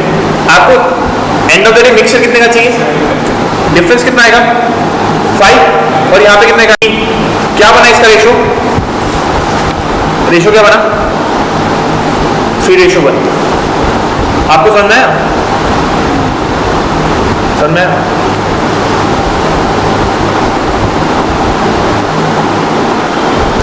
देखो होपफुली आपको समझ में आया। देखो मैं क्या बोल रहा हूँ, लास्ट एंड में कितना बोला 16 लीटर है, उसने आपको समझा था 1:3, 1 part of water 3 part of milk, total 4 part है, उसमें 1 पार्ट क्या होना चाहिए वाटर, 3 पार्ट क्या होना चाहिए मिल्क, तो 25% और कितना होना चाहिए 75%, ठीक है। 75% मिल्क होना चाहिए आपका जो मिक्सचर बना रहे हो आप, ठीक है। अब जो मिक्सचर बना रहे हो 75% लिखा आपने, अब सोचो पहले वाले में कितना था आपका 70, डिफरेंस है 5, दूसरे वाले में कितना है 15, ठीक है। तो 3:1 बना, ठीक है। 16 लीटर में जो 16 लीटर है आपका, अब उसमें क्या होना चाहिए, मतलब आपके पास कौन सी दो क्वांटिटीज थी, लेट्स सपोज इसको ए नाम दे दिया, इसको बी नाम दे दिया, 2 कैन थी ना आपके पास, एक ए थी एक बी थी, तो बी से कितना जाना चाहिए आपका 12 लीटर, और बी से ए से कितना आना चाहिए 12 लीटर, और बी से कितना जाना चाहिए आपका 4 लीटर। जो मिक्स करोगे ना तुम उनको, ए का मिक्सर कितना उठाओगे 12 लीटर, और बी का मिक्सर कितना उठाओगे आप 4 लीटर, ठीक है। होपफुली समझ में आ रहा होगा, नहीं आ रहा तो बोल दो, कोई बात नहीं, मैं एक बार कॉन्सेप्ट समझ रही बात है, अगर एक बार समझ में आएगा तो फिर बाकी क्वेश्चन ईजी हो जाएंगे, तो कोई इशू नहीं। अगर नहीं आ रहा तो मैं 1-2 बार दोबारा बता सकता हूँ, कोई इशू नहीं है इसमें, नहीं आते सोल्यूशन की चीज़ें समझ में। नेक्स्ट देखो अगला क्वेश्चन, थोड़ा आप कॉन्टेम्पलेट करो खुद भी। In what ratio must a person mix 3 kinds of tea costing 60 rupees per kg, 75 rupees per kg, 100 rupees per kg, so that the resultant mixtures when sold at 96 yields a profit of 20%। थोड़ा ध्यान से ना समझना इस बात को, थोड़ा ध्यान से समझना मैं क्या बोल रहा हूँ। देखो उसने क्या बोला है, इस क्वेश्चन को ना अगर ट्रेडिशनल मेथड से करोगे ना टाइम अच्छा खासा लगेगा, तो आपको डेटा प्रोसेस करना चाहिए, ठीक है। डेटा प्रोसेस कैसे कैसे होगा मैं एक बार लिख देता हूँ, मैं तो आपको थोड़ा समझाने के लिए लिख रहा हूँ, मेरे को थोड़ा ऑनलाइन में जो पढ़ेगा उसको भी पता होना चाहिए हम क्या करें। एक्चुअल मैं टाइम ले पहले डेटा लिखता हूँ, उसके बाद देखता हूँ कि आप अगर डेटा आपके डेटा को कैसे प्रोसेस करोगे। कितने कैटेगरीज है आपके पास, let's suppose A B C है, 60 rupees per KG, 75 rupees per KG and 100 rupees per KG. उसने बोला आपको उनको मिक्स करना है। मिक्स करके क्या करना है आपको, जो मिक्सचर है ना उसको आप बेच रहे हो किस पे, जो सेलिंग प्राइस है वो कितना है आपका 96 रुपीज पर केजी। अच्छा ये बताओ 96 रुपीज पर केजी, उसको कितने का प्रॉफिट हो रहा है 20% का। अगर आपने सेलिंग प्राइस कॉस्ट प्राइस पढ़ा ना तो selling price upon cost price 1.2 है यहाँ पे, ठीक है। आपको सबको समझ में आता है क्या? देखो मैंने बताया था आपको इसको ऐसे कर देते हैं थोड़ा सब इजी करने के लिए। Selling price upon cost price का रेशियो लेना है हमें। कॉस्ट प्राइस अगर 100 है तो 20% के मार्जिन पे बेच रहा हूं मैं, तो कितना आएगा आपका 120 रुपीज में वो प्रोडक्ट बिकेगा आपका। सेलिंग प्राइस कितना है 96, तो 96 इंटू 100 अपॉन 120 आएगा, इक्वल टू कितना आ जाएगा सीपी, ठीक है। 10 से 10 कैंसिल, 8 सीपी कितना आ गया 80, सीपी कितना आ गया आपका 80, कॉस्ट प्राइस कितना आपका 80। बस ये इंपॉर्टेंट इंफॉर्मेशन है आपके पास। जो मिक्सचर है उसका रेट कितना आ रहा है, मतलब मिक्सचर में रेट कितना आ रहा है 80 आ रहा है, ठीक है। और आपको उसको 96 के हिसाब से बेचना है, ठीक है। अब थोड़ा ध्यान से ऑप्शन एनालाइज करते हैं, क्योंकि अगर आप डायरेक्ट करोगे तो डायरेक्ट थोड़ा लेंदी पड़ेगा ये, ठीक है। तो आप ऐसा करो, ऑप्शन देखो, फर्स्ट ऑप्शन, ठीक है 1:4:1, 1:4:1, ये कितना सेलिंग कर रहे हैं हम, मतलब पहले वाले क्वेश्चन में क्या करके नहीं कर सकते हो। इसमें ना आपको 3 क्वांटिटीज है और उनका इनिशियल कुछ भी नहीं दे रखा कि कैसे, तो आपको ना इसमें गैप लेके मतलब पेयर लेके करना पड़ेगा। पेयर लेने से अच्छा मैं आपको शॉर्टकट बता रहा हूं, देखना कि आप वैसे कैसे कर सकते हो। देखना फर्स्ट ऑप्शन क्या है 1:4:1, कितना केजी, मतलब सोचोगे आप इसको 1:4:1 है ना, केजी ले लो, कितना केजी सेल कर रहे हो आप 6 केजी, ठीक है। कितना आएगा ये आपका 300 प्लस 100 प्लस कितना आएगा आपका 60, तो कितना सेल किया आपने 460, ठीक है। और 460 सेल किया और आपको 96 के अकॉर्डिंग, आप समझो ये कौन सा प्राइस आ गया आपका, कॉस्ट प्राइस आ गया है ना, कॉस्ट प्राइस आ गया, ठीक है। आप देखो आपको कितना पे सेल करना है 96, ठीक है। 96 इंटू 6 कितना होता है 576, ठीक है। आपको 576, ये 20% से ज्यादा है। 460 का 46 का 20% कितना होता है, 460 का 20% कितना होता है 92, डबल कर दो, मतलब 2 से मल्टीप्लाई कर दो उसको, 46 का 2, ठीक है, 46 92, तो ज्यादा डिफरेंस आ रहा है आपका, ठीक है। नेक्स्ट वाला देखो एक बार, कहाँ गया ऑप्शन 1:4:2, कितना है 7, यहाँ पे कितना 60 प्लस 300 प्लस 200 कितना है 560, कौन सा प्राइस है ये कॉस्ट प्राइस है ना, कॉस्ट प्राइस है ना। अब देखो इसको, ये कॉस्ट प्राइस है आपका, ठीक है। अब इसको कितने पे सेल कर रहे हो आप, अच्छा देखो इसका ना कॉस्ट प्राइस देख लो आप, इसको छोड़ो आप कॉस्ट प्राइस देख लो।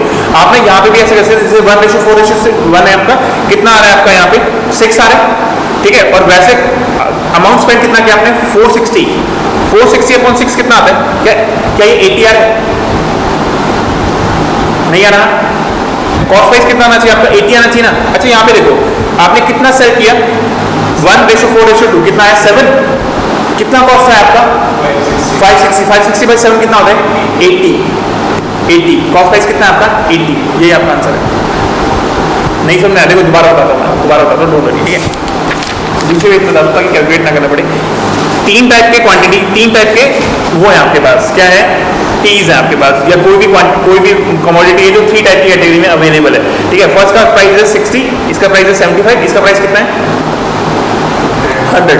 समवन सेज कि आप 96 रुपीज में सेल कर रहे हो इसको, आप कितना प्रॉफिट जनरेट कर रहे हो आप 20%, ठीक है। मैंने आपको बताया selling price upon cost price कितना है आपका 1.2, या ऐसे भी कर सकते हो इसको, जैसा आपको सही लगे, ठीक है। एसपी कितना आपके पास 96, तो ये 100 अपॉन 120 आएगा, तो सीपी कितना आ जाएगा यहाँ से, सीपी आ जाएगा 80, कॉस्ट प्राइस कितना आ रहा है आपका 80।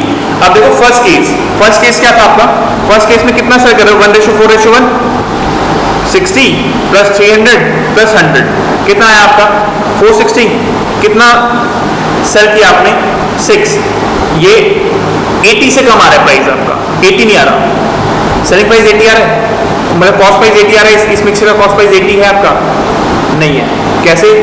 टोटल इन्वेस्टमेंट कितना है आपका 460, कितने केजीज मिक्स किया आपने 6 केजी, तो आपका मिक्सचर 7 पॉइंट समथिंग समथिंग का है, मतलब 78 77 के आसपास आएगा आपका, 77 आएगा, ठीक है। सेकंड केस में आपने क्या किया 1:4:2, यही किया ना। इसमें आपने कितने किलो मिक्सचर मिक्स किया 7, ठीक है। फर्स्ट का कितना कंट्रीब्यूशन था 60, सेकंड का 300 और थर्ड का आपको समझाने मैं कैसे कर रहा हूँ 75 × 4 60 × 1 100 × 2। ये मिक्सचर कितना इसका मतलब टोटल कॉस्ट कितना है 560, कितने केजीज 7, कितना केजी कॉस्ट, कितना कॉस्ट आ रहा है आपका 80 रुपीज पर केजी। मेरे डेटा के अकॉर्डिंग अलाइंड है वो आपका, तो ये आपका आंसर, ठीक है। तो बहुत लेंदी होता है ये, लेंदी होता है, आपको वो करना पड़ता है, डबल करना पड़ता, ए और बी का मान पहले ए बी देना पड़ता, फिर बी सी देना पड़ता, फिर ए सी देना पड़ता और फिर करना पड़ता, इसलिए उससे नहीं किया।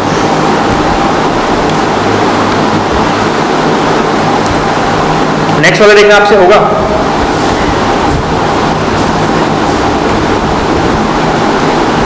उसने 2 टाइप ऑफ राइस दे रखा है 12th question, sorry 12th question. The prices of the cheaper and costly varieties of rice is 15 rupees and 17.5 rupees per KG respectively. In what ratio should the trader mix both the varieties so that after selling the mixture at a price of 20.4 he makes a profit of 20%। Same बात, selling price दे रखे हैं, cost price निकालो, cost price कितना होगा, निकालने के बाद cost price कितना होगा शायद, हाँ एक बार आपको समझना है कॉस्ट प्राइस कितना आ रहा है आपका 17। अगर 17 कॉस्ट प्राइस आ रहा है तो इजी है, 15 और 17.5 है, यहाँ पे 17 कॉस्ट प्राइस आ रहा है, यहाँ पे कितना है 2 और यहाँ पे कितना है 2.5 0.5 सॉरी 0.5 सॉरी, कितना है 1:4 0.5 का है ना, 0.5 का रेशियो।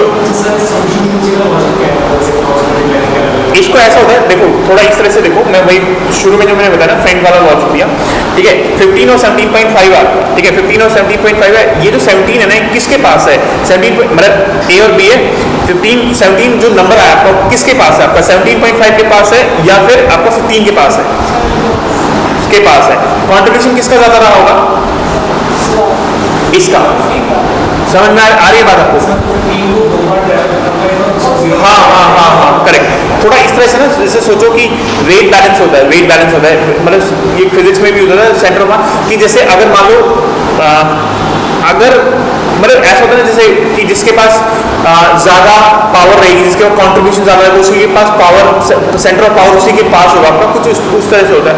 वो डिफरेंस निकालने में रेशियो निकलता है आपका, ठीक है। ये लॉजिक है इसके पीछे का, जो शुरू में मैं बताता ना कि आप सोचो कि मेरे पास स्कूटी है तो मैं ज्यादा पावरफुल हूँ, ठीक है, मैं ज्यादा, मेरा कंट्रीब्यूशन ज्यादा रहेगा उस डील में। आपके पास स्कूटी नहीं है, आप पैदल चल रहे हो, आपका कंट्रीब्यूशन कम रहेगा उस डील में। समझ रहे हो इस बात को? जिसकी तरफ सेंटर ऑफ पावर होता है वही पावरफुल होता है, उसका कंट्रीब्यूशन ज्यादा होगा, ठीक है, समझा? देखो इसमें 17.5 है, 17.5 और ये 17 है आपका, तो कौन ज्यादा पावरफुल है? 17.5 ज्यादा पावरफुल है, उसका कंट्रीब्यूशन ज्यादा रहा, that's why centre of power उसकी तरफ रहेगा आपका।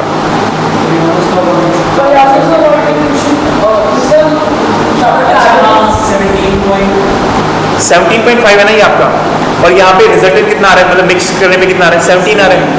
किसका कंट्रीब्यूशन ज्यादा है? 17 का कंट्रीब्यूशन। अगर सोचो 15 का कंट्रीब्यूशन होता ही नहीं तो क्या होता, 17.5 ही रहता आंसर आपका। अभी भी 17 के ऑलमोस्ट पास ही आंसर है। किसका कंट्रीब्यूशन ज्यादा है? ये 1:4 है ना, 80% कंट्रीब्यूशन किसका है इसमें? 17.5 का है।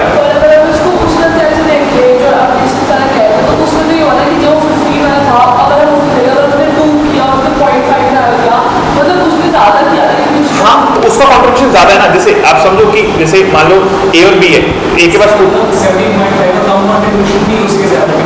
हाँ मतलब हाँ, कि जैसे मान लो कि वो है ना एक लोहार की 100 मतलब 100 सुनार की वाली बात है कि अगर मैं ज्यादा ट्रैवल कर रहा हूँ, मेरा कंट्रीब्यूशन ज्यादा है उस डील में, मेरा कंट्रीब्यूशन ज्यादा है उस डील में, ठीक है। तो इस तरह से होता है, ठीक है।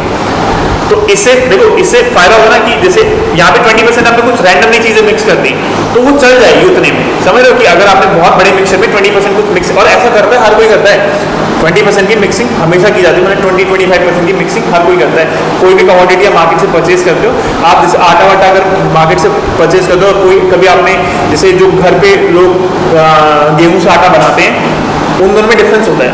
बाहर के आटे में थोड़ा मिक्स मिलेगा आपको, और बाहर का जो A1 क्वालिटी का आटा होता है वो थोड़ा महंगा होता है इन कंपैरिजन कि अगर आप वही आटा घर पे मैन्युफैक्चर कर रहे हो या घर पे क्रिएट कर रहे हो। जैसे जो लोग गाँव में रहते हैं गेहूँ खरीदते हैं, उसको वो पिसवाते हैं, उससे आटा बनाते हैं, वो अच्छी क्वालिटी का होता है, उसमें कोई मिक्सिंग नहीं होती। जैसे आप बेसन किससे बनता है पता है? बेसन किससे बनता है पता है आपको? आजकल आपने सुना होगा ना मल्टी ग्रेन ब्रेड आ गए हैं, वैसे ब्रेड बनते हैं प्योर मैदे से। मल्टी ग्रेन क्या होता है? उसमें एक से ज्यादा टाइप के ग्रेन्स ऐड होते हैं, ठीक है। तो वो कहते हैं कि हेल्दी वाली, ऐसा कुछ नहीं होता हेल्दी वाली, लेकिन वो तो सब गिमिक है, मार्केटिंग गिमिक है, मार्केटिंग गिमिक है, ठीक है। मैदा जो होता है ना, अगर साइंस वाइज देखोगे किससे बनता है मैदा? मोमोज मैदे के होते हैं ना, लोग कहते हैं कि मोमोज कम खाने चाहिए, चाउमीन कम खाने चाहिए, मैदा कम खाना चाहिए, है ना। किससे बनता है मैदा? आपको तो मैदा किससे बनता है पता है किसी को? मैदा गेहूं से बनता है। गेहूं को अगर बहुत फाइन पीस दोगे ना तो मैदा बन जाएगा। मैदे को ना एक बार हाथ में ऐसे करके देखना, ऐसे करके देखना, और आटे को देखना। आटा ना थोड़ा कोर्स से नेचर का होता है, थोड़ा मतलब आपको दाने दाने से फील होंगे, वो बिल्कुल ही ऐसा होता है जैसे नाइसिल पाउडर होता है ना, जैसे थोड़ा बहुत स्लिपरी होता है वो, मतलब जो मैदा होता है उसका पार्टिकल बहुत फाइन होता है, ठीक है। दैट्स वाई जो बहुत फाइन पार्टिकल होना वो कहीं से भी निकल जाता है, कहीं भी चिपक जाता है, ठीक है। हैवी पार्टिकल चिपक नहीं पाएगा, समझ लो। तो दैट्स वाई ऐसा होता है। तो आटा जो होता है वो आटा और मैदा दोनों एक ही चीज से बनते हैं, लेकिन और सूजी भी उसी चीज से बनती है। जो सूजी होती है ना, सूजी वो भी गेहूं से ही बनती है, लेकिन तब वो उनकी पार्टिकल साइज पे डिपेंड करता है वो है क्या। जैसे दलिया होता है, दलिया हाँ हेल्दी होता है, ठीक है। जैसे पॉरेज बोलते हैं, दलिया अच्छा होता है, वो भी गेहूं से ही बनता है, बस पार्टिकल साइज का फर्क होता है, ठीक है। तो ऐसा कुछ होता है हमारी लाइफ में। तो लोग ऐसा मिक्स फिक्स करते हैं, मतलब मिक्स फिक्स करने से फायदा होता है, ठीक है। नेक्स्ट देखो, a container holds 100 litre of solution of water and spirit. Spirit होता है बेसिकली अल्कोहल, ठीक है। देखो उसने बोला एक कंटेनर उसमें 100 लीटर है ऑफ वाटर एंड स्पिरिट, दो चीजें मिक्स है उसमें, वाटर है और क्या है आपका साथ में स्पिरिट मिक्स है आपका, ठीक है। In which the percentage water is 40%, water 40% है एंड ये कितने परसेंट है आपका? 60% है, ठीक है। Now removing 10 litre of the solution and replacing with water, what is the, थोड़ा ध्यान से, उसने क्या बोला, आपने क्या निकाला? 10 लीटर निकाला है ना, उसको किससे रिप्लेस कर दिया? वाटर से। थोड़ा सा ध्यान से, थोड़ा सा ध्यान से देखो मैं क्या बोल रहा हूं। उसने एक नया मिक्सचर लेते, नया मिक्सचर, ठीक है। ये मिक्सचर 1 था और मिक्सचर 2 में, ठीक है, वाटर। उसने सोचो थोड़ा ध्यान से, उसने 10 लीटर जब एक्सट्रैक्ट किया होगा उस कंटेनर में से, तो क्या निकला होगा उसमें? उसमें 6 लीटर, हाँ करेक्ट, 4:6, 4 लीटर ऑफ वाटर निकला होगा, 6 लीटर ऑफ स्पिरिट निकला होगा। स्पिरिट कितना कम हो गया? 6 लीटर। 60 माइनस 6, क्योंकि आप दोबारा जब डाल रहे हो ना तो आपने क्या नहीं डाला? स्पिरिट नहीं डाला, क्या डाला? वाटर। कितना वाटर डाला? 10 लीटर। तो 40 माइनस 4 प्लस 6 कितना आ गया? 46 यार, ठीक है। उसने क्या पूछा आपसे? 46 लीटर। समझ आई बात आपको? पक्का ना? ध्यान रखना। तो डाइल्यूट हुआ मिक्सचर या कॉन्सेंट्रेट हुआ? डाइल्यूट हुआ। अगर यहीं पे आप सिर्फ स्पिरिट डाल देते तो क्या हो जाता? कॉन्सेंट्रेट हो जाता, ठीक है। तो ध्यान रखना, कॉन्सेंट्रेट पता क्या होता है? देखो जैसे हम जैसे आप देखना हम किसकी बात करते हैं, हम कभी भी ना जैसे जब बात करते हैं तो हम एक, आपने कभी 10th में पढ़ा होगा, एक सॉल्यूट होता है, एक सॉल्वेंट होता है। सॉल्यूट जो कम क्वांटिटी में होता है, सॉल्वेंट होता है वो ज्यादा क्वांटिटी में होता है। हम सॉल्यूट की बात करते हैं हमें। जैसे आप चाय में चीनी डालते हो तो चीनी सॉल्यूट होती है। कभी आप हमेशा चाय पीते हो, ये बोलते हो इसमें चीनी कम या ज्यादा हो गई, कभी आपने ये नहीं बोला होगा इसमें पानी ज्यादा या कम हो गया, ठीक है। तो सॉल्यूट की बात की जाती है।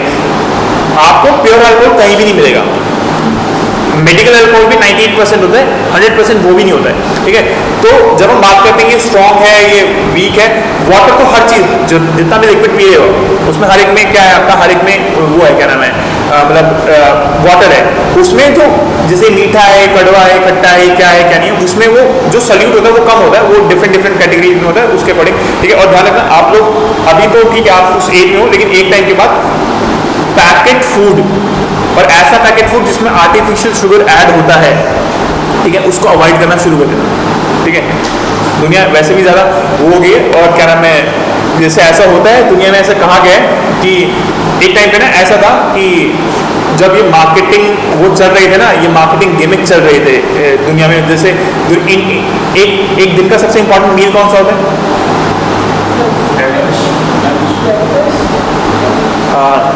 जैसे आपने कहाँ से सुना, जो भी सुना आपने, जैसे आप लंच कहते हो तो आप क्यों कहते हो, और ब्रेकफास्ट कहते हो तो क्यों कहते हो?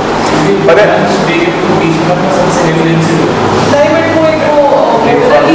ब्रेकफास्ट बोलते हैं बहुत सारे लोग, पता है आपको एक्चुअली सारे मील इंपॉर्टेंट हो जो भी आप खाते हो, चाहे आप लंच खाओ, चाहे डिनर खाओ, चाहे ब्रेकफास्ट खाओ। अमेरिका में ना जब ये कैपिटलिस्टिक इकॉनमी है, अमेरिकन इकॉनमी, अमेरिका में जब ये था ना कि हमें ब्रेकफास्ट को रीइन्वेंट करना, उन्होंने केलॉग्स और ये जो ऐसे ब्रांड थे जो सीरियल्स पे काम कर रहे थे, कॉर्नफ्लेक्स पे काम कर रहे थे, उन्होंने बोला कि हम कैसे बेचें इसको, तो उन्होंने ना एक मार्केटिंग गिमिक फैलाना शुरू किया कि breakfast is one of the most important meal because it is the starting of your day, ठीक है। तो लोगों को लगा एक्चुअल में ब्रेकफास्ट इंपॉर्टेंट होता है, ठीक है, क्योंकि इसलिए हमें हेल्दी ब्रेकफास्ट करना चाहिए कि आप दिन में सुबह खाओ कॉर्नफ्लेक्स, दिन में खाओ छोले भटूरे, तो चलेगा। ऐसा नहीं होता है, आप जो भी खाओ इक्वली, अगर जो भी खाना खा रहे हो, ठीक है, सुबह खाओ, दिन में खाओ, शाम को खाओ। जो लोग ब्रेकफास्ट नहीं करते क्या वो हेल्दी नहीं रहते? ऑब्वियसली रहते, बहुत सारे लोग ब्रेकफास्ट नहीं करते हैं, ठीक है। तो ये मार्केटिंग के थ्रू हमारे दिमाग में डाल दिया गया। तो एक्चुअली ना शुरू में ना एक हार्वर्ड शुगर और फैट में ज़्यादा जो हार्मफुल होता है वो शुगर होता है, लेकिन शुरू में ना ये शुगर कंपनियां जो थी, इन्होंने लॉबिंग कर करके इन्होंने ये मार्केट में ये कर दिया कि जो भी आपके साथ अनहेल्दी हो रहा है वो फैट की वजह से हो रहा है, आपकी बॉडी में जो फैट स्टोर होता है उसकी वजह से हो रहा है,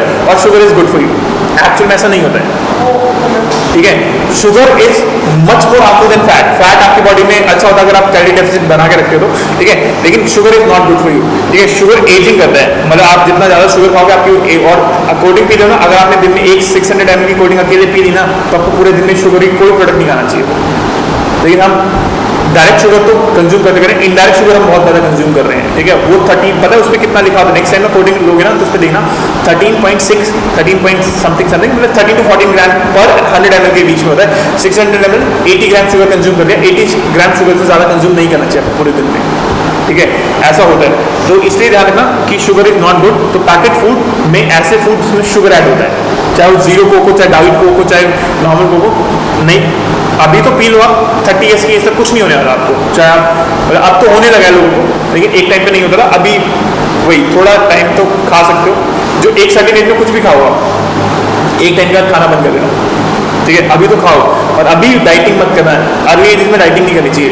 डाइटिंग करनी चाहिए जब आपको पता लग जाएगा, आपकी बॉडी बोलने लगेगी कि डाइटिंग करना शुरू कर दे भाई, ठीक है, तो तब डाइटिंग करना। अभी तो आप कुछ भी खा सकते हो, ठीक है, मतलब बहुत अनहेल्दी भी नहीं खाना चाहिए, लेकिन अभी खा सकते हो, ये सारी चीज़ें डाइजेस्ट कर सकती है आपकी body.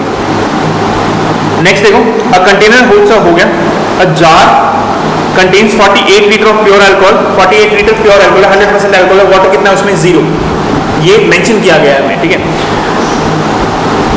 which out of which 12 liters are drawn out of the jar and filled with equal quantity of water, ठीक है। सोचो आपका कितना था, 48 था, वाटर कितना था 0, आपने 12 लीटर निकाला, ये 36 रह गया, और वाटर आ गया 12 लीटर, ठीक है। क्या रेशो बन गया इनका? 3:1, करेक्ट है, ये 3:1 है इसके अकॉर्डिंग। अब देखो उसने क्या किया, and process is repeated twice, एक बार और किया आपने ऐसा। अब समझना आप, ठीक है, आपने 12 लीटर दोबारा रिमूव किया, 12 लीटर में 3 पार्ट क्या होगा अल्कोहल, 1 पार्ट क्या होगा वाटर, तो वाटर कितना गया, लाइक 12 का 1 पार्ट कितना होता है 3, तो 1 पार्ट तो वाटर गया, 9 लीटर ऑफ वाटर गया, ओ सॉरी 3 लीटर ऑफ वाटर गया, 9 लीटर ऑफ वाटर रह गया, और इसमें 9 लीटर ऑफ अल्कोहल गया, कितना अल्कोहल रह गया 27। अब आपने दोबारा क्या किया, 12 लीटर ऑफ वाटर ऐड कर दिया दोबारा। आप देखो इसमें टोटल मिक्सचर कितना होना चाहिए 48 लीटर, 48 प्लस 0 कितना होता है 48, 36 प्लस 12 कितना होता है 48, 27 प्लस 9 कितना होता है 36, होना कितना चाहिए 48, कितना कम है 12, तो ये जो 12 कम है ना, ये आपने क्या ऐड किया उसमें वाटर, तो वाटर कितना हो जाएगा 21। समझ में आ रही है बात आपको, 9 प्लस 12 कितना होगा 20। देखो शुरू में ना आपके पास दो चीजें थी, एक तो था अल्कोहल और एक क्या था आपका वाटर। अल्कोहल कितना था प्योर 48, वाटर कितना था? आपने क्या किया, 12 लीटर ऑफ अल्कोहल निकाला, मतलब सोल्यूशन निकाला तो अल्कोहल ही प्योर, तो ये 36 रह गया और उसमें क्या ऐड कर दिया, टोटल वॉल्यूम कितना अभी, टोटल वॉल्यूम 48 है, ठीक है। अब आपने यही प्रोसेस दोबारा स्टार्ट किया, इस केस में आपका रेशो क्या है, विच मीन्स 75% अल्कोहल है उसमें और 25% क्या है आपका, वाटर है, ठीक है। आपने क्या किया, आपने उसमें से 12 लीटर ऑफ सोल्यूशन दोबारा रिमूव किया, 12 का 75% क्या होता है, 9, तो 9 लीटर क्या चला गया, अल्कोहल चला गया, तो कितना अल्कोहल रह गया, 27, और 3 लीटर क्या चला गया आपका, वाटर। अब 3 लीटर वाटर गया तो 9 लीटर वाटर रह गया, और उसके बाद आपने 12 उसमें दोबारा ऐड कर दिया वाटर, क्योंकि आपको टोटल मिक्सचर सेम रखना है आपने, तो कितना हो गया आपका 21। समझ आई बात आपको, ठीक है। क्या पूछा आपसे, what is the ratio of alcohol left and the total volume, वो कहते हैं कि अल्कोहल और उसका वॉल्यूम क्या है, उसने ये प्रोसेस एक बार और किया, शायद एक बार और किया है उसने ये प्रोसेस। अगर एक बार समझ में आ रही है बात आपको, क्या 27 रेशो 21, ठीक है। इसका रेशो कितना होगा आपका, अगर इसका रेशो अभी करा जाए तो कितना होगा, 9:7, 9:7 होगा। अब आपने दोबारा क्या किया, उसने ये बोला कि आपने, हाँ, what is the ratio of alcohol left and the total volume. अच्छा देखो, अल्कोहल कितना है इसमें, 9, टोटल वॉल्यूम कितना है, टोटल वॉल्यूम देखो, हाँ जी, हाँ 12 लीटर माइनस करेंगे, हाँ 9 रेशो 3 में जाएगा, 36 की जगह 27 आ गया, 12 की जगह 9 आ गया, फिर आपने दोबारा उसमें वाटर ऐड किया, 9 + 12 20, 12 + 9 करेंगे ना दोबारा, इसके बाद दोबारा नहीं हो, 2 बार प्रोसेस हुआ आपका, ठीक है। उसने क्या बोला, किसका किसका बोला, आपको समझा मैंने क्या बोला, आपने पहली बार ना 48 0 था आपका, तो आपने 36 12 कर दिया, क्योंकि आपने 12 लीटर निकाल के वाटर मिक्स कर दिया उसमें, 27 × 9 था। अभी वॉल्यूम कितना है, वॉल्यूम 36 है, आपको 12 ऐड करना पड़ेगा, क्या करना, क्या ऐड करोगे, वाटर ऐड करोगे ना, 21 हो जाएगा। अब टोटल वॉल्यूम उतना ही है, टोटल वॉल्यूम कितना है 48, और आपका अल्कोहल कितना है 27, इसको सॉल्व कर लो, 9:60,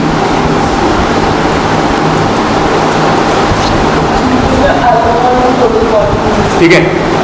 समझ आई बात आपको, नेक्स्ट देखो, ऑलमोस्ट सेम टाइप है, 9 litre of milk was taken out of a can filled with pure milk, milk वही मिल्क एंड वाटर का रेशियो अगर निकालोगे तो मिल्क कितना है पूरा 100% और वाटर कितना है 0, समझ रहे हो इस बात को, प्योर मिल्क है आपका, ठीक है। 9 litre of milk was taken out of a can field of pure milk and replaced with water, this process repeated again twice, the ratio of, और ये 3 बार हुआ है, समझ रहे हो, उसने एक बार करने के बाद ट्वाइस बोला है, तो 3 बार हुआ टोटल, ये जो प्रोसेस चलेगा ना जो भी, वो 3 बार चलेगा आपका, ठीक है। The ratio of the quantity of milk and water in the final solution is 8:19. Find the volume of the milk originally in the can, आपको बताना कि इनिशियल वॉल्यूम कितना था आपका, ठीक है। एक तो आप इसको रिवर्स इंजीनियर कर सकते हो, ठीक है, रिवर्स इंजीनियर, और अगर आप एक तरीके से देखोगे ना इसको, तो आप मतलब इस टाइप में होता है, जैसे मैं बता, टोटल वॉल्यूम कितना है, टोटल वॉल्यूम पता नहीं कितना है, टोटल वॉल्यूम को क्या लेते हैं, x, टोटल वॉल्यूम कितना अपने पास x है, ठीक है। उसमें आप रिमूव कितना कर रहे हो हर बार, 9 लीटर, ठीक है, 9 लीटर रिमूव कर रहे हो, ठीक है। तो क्वांटिटी रिमूव, क्वांटिटी जो है वो कितनी है 9, हर बार 9 हो रही है, ठीक है। और 9 किस में से, टोटल वॉल्यूम में से, टोटल वॉल्यूम अगर x है तो 9/x हर बार रिमूव हो रहा है, ठीक है। और उसकी जगह क्या आ रहा है हर बार, वाटर आ रहा है, हर बार क्या ऐड कर रहे हो उसमें आप, वाटर, यही हो रहा है ना, ठीक है। उसने बोला ना कि एंड रिप्लेस विद वाटर, पहली लाइन में लिखा है वाटर, एंड वो सेम प्रोसेस होगा, तो हर बार आप वाटर रिप्लेस करें, हर बार वाटर की क्वांटिटी बढ़ती जा रही है, ठीक है। तो क्या होगा, उसने क्या पूछा है आपसे, उसने ये पूछा है, जैसे अगर आप यहाँ पे ध्यान से देखोगे, उसने बोला कि फाइनल सोल्यूशन जो है उसमें क्या, फाइनल सोल्यूशन का क्या है, फाइनल सोल्यूशन 8:19, और ये है आपका मिल्क एंड वाटर, ये मिल्क है और ये क्या है आपका वाटर है, ठीक है। मिल्क एंड वाटर कितना है 8:19 है आपका। अब देखो इसमें क्या होगा, ये ना जीपी की तरह डिक्रीज करेगा, जैसे 1 माइनस 9/v इस टाइप में 9/v किया क्या 1, तो टोटल मिक्सचर 1 होता है, जैसे टोटल प्योर है तो 1 है आपका, ठीक है। माइनस 9/v, 9 क्या आपका remove quantity of total quantity, हर बार यही, और ये प्रोसेस कितनी बार हो रहा है 3 बार। फाइनल सोल्यूशन क्या बच रहा है आपके पास, ये फॉर्मूला होता है इस टाइप में। फाइनल सोल्यूशन कितना है आपके पास 8/, ये है ना 8:19 था ना आपका, तो टोटल वॉल्यूम कितना है आपके पास 27 में से कितना मिल्क बचा आपके पास, इनिशियली मिल्क कितना था, इनिशियली मिल्क कितना था 1, ठीक है। माइनस में से क्या होगा टोटल 9 लीटर निकाल रहे हो आप, डोंट नो टोटल वॉल्यूम कितना है वी, और ये हर बार हो रहा है, ठीक है। और कंपाउंडिंग समझते हो, कंपाउंडिंग में 1 + r/, ऐसे होता है ना कंपाउंडिंग में 1 + r/100 to the power t करते थे आप। कंपाउंडिंग में क्या होता था इंटरेस्ट पे इंटरेस्ट पर इंटरेस्ट, है ना ऐसा। तो इसमें क्या हो रहा है, इसमें रिवर्स हो रहा है, कुछ एक्सट्रैक्शन हुआ, फिर उसका कुछ परसेंट एक्सट्रैक्ट किया, फिर उसका कुछ परसेंट एक्सट्रैक्ट किया, ठीक है। इक्वल टू कितना 8/27, यहाँ पे v की वैल्यू हो जाएगी, करना एक बार इसको कैसे आएगा, 1 - 9/v है आपको पता है ना। ये क्यूब आगे इस तरफ क्या बनेगा, ये क्यूब आगे इस तरफ क्या बनेगा, क्यूब रूट बनेगा, एक का क्यूब रूट क्या होता है, हाँ 1 किसका क्यूब होता है, और 27 किसका क्यूब होता है 3, ठीक है। अब देखो क्या आएगा 1 - 2/3 इक्वल टू कितना का 9/v, 1 - 2/3 कितना होता है 1/3, ठीक है। 1/3 इक्वल टू कितना आ गया, v कितना आ गया 27, समझाई बात आपको, पक्का ना, ठीक है ध्यान रखना, पहला होना है, हाँ जी हाँ जी 27, ठीक है ठीक है, ओके इसको इतना ही करते हैं खत्म, ठीक है। आप ट्राई करके देखा, ओके।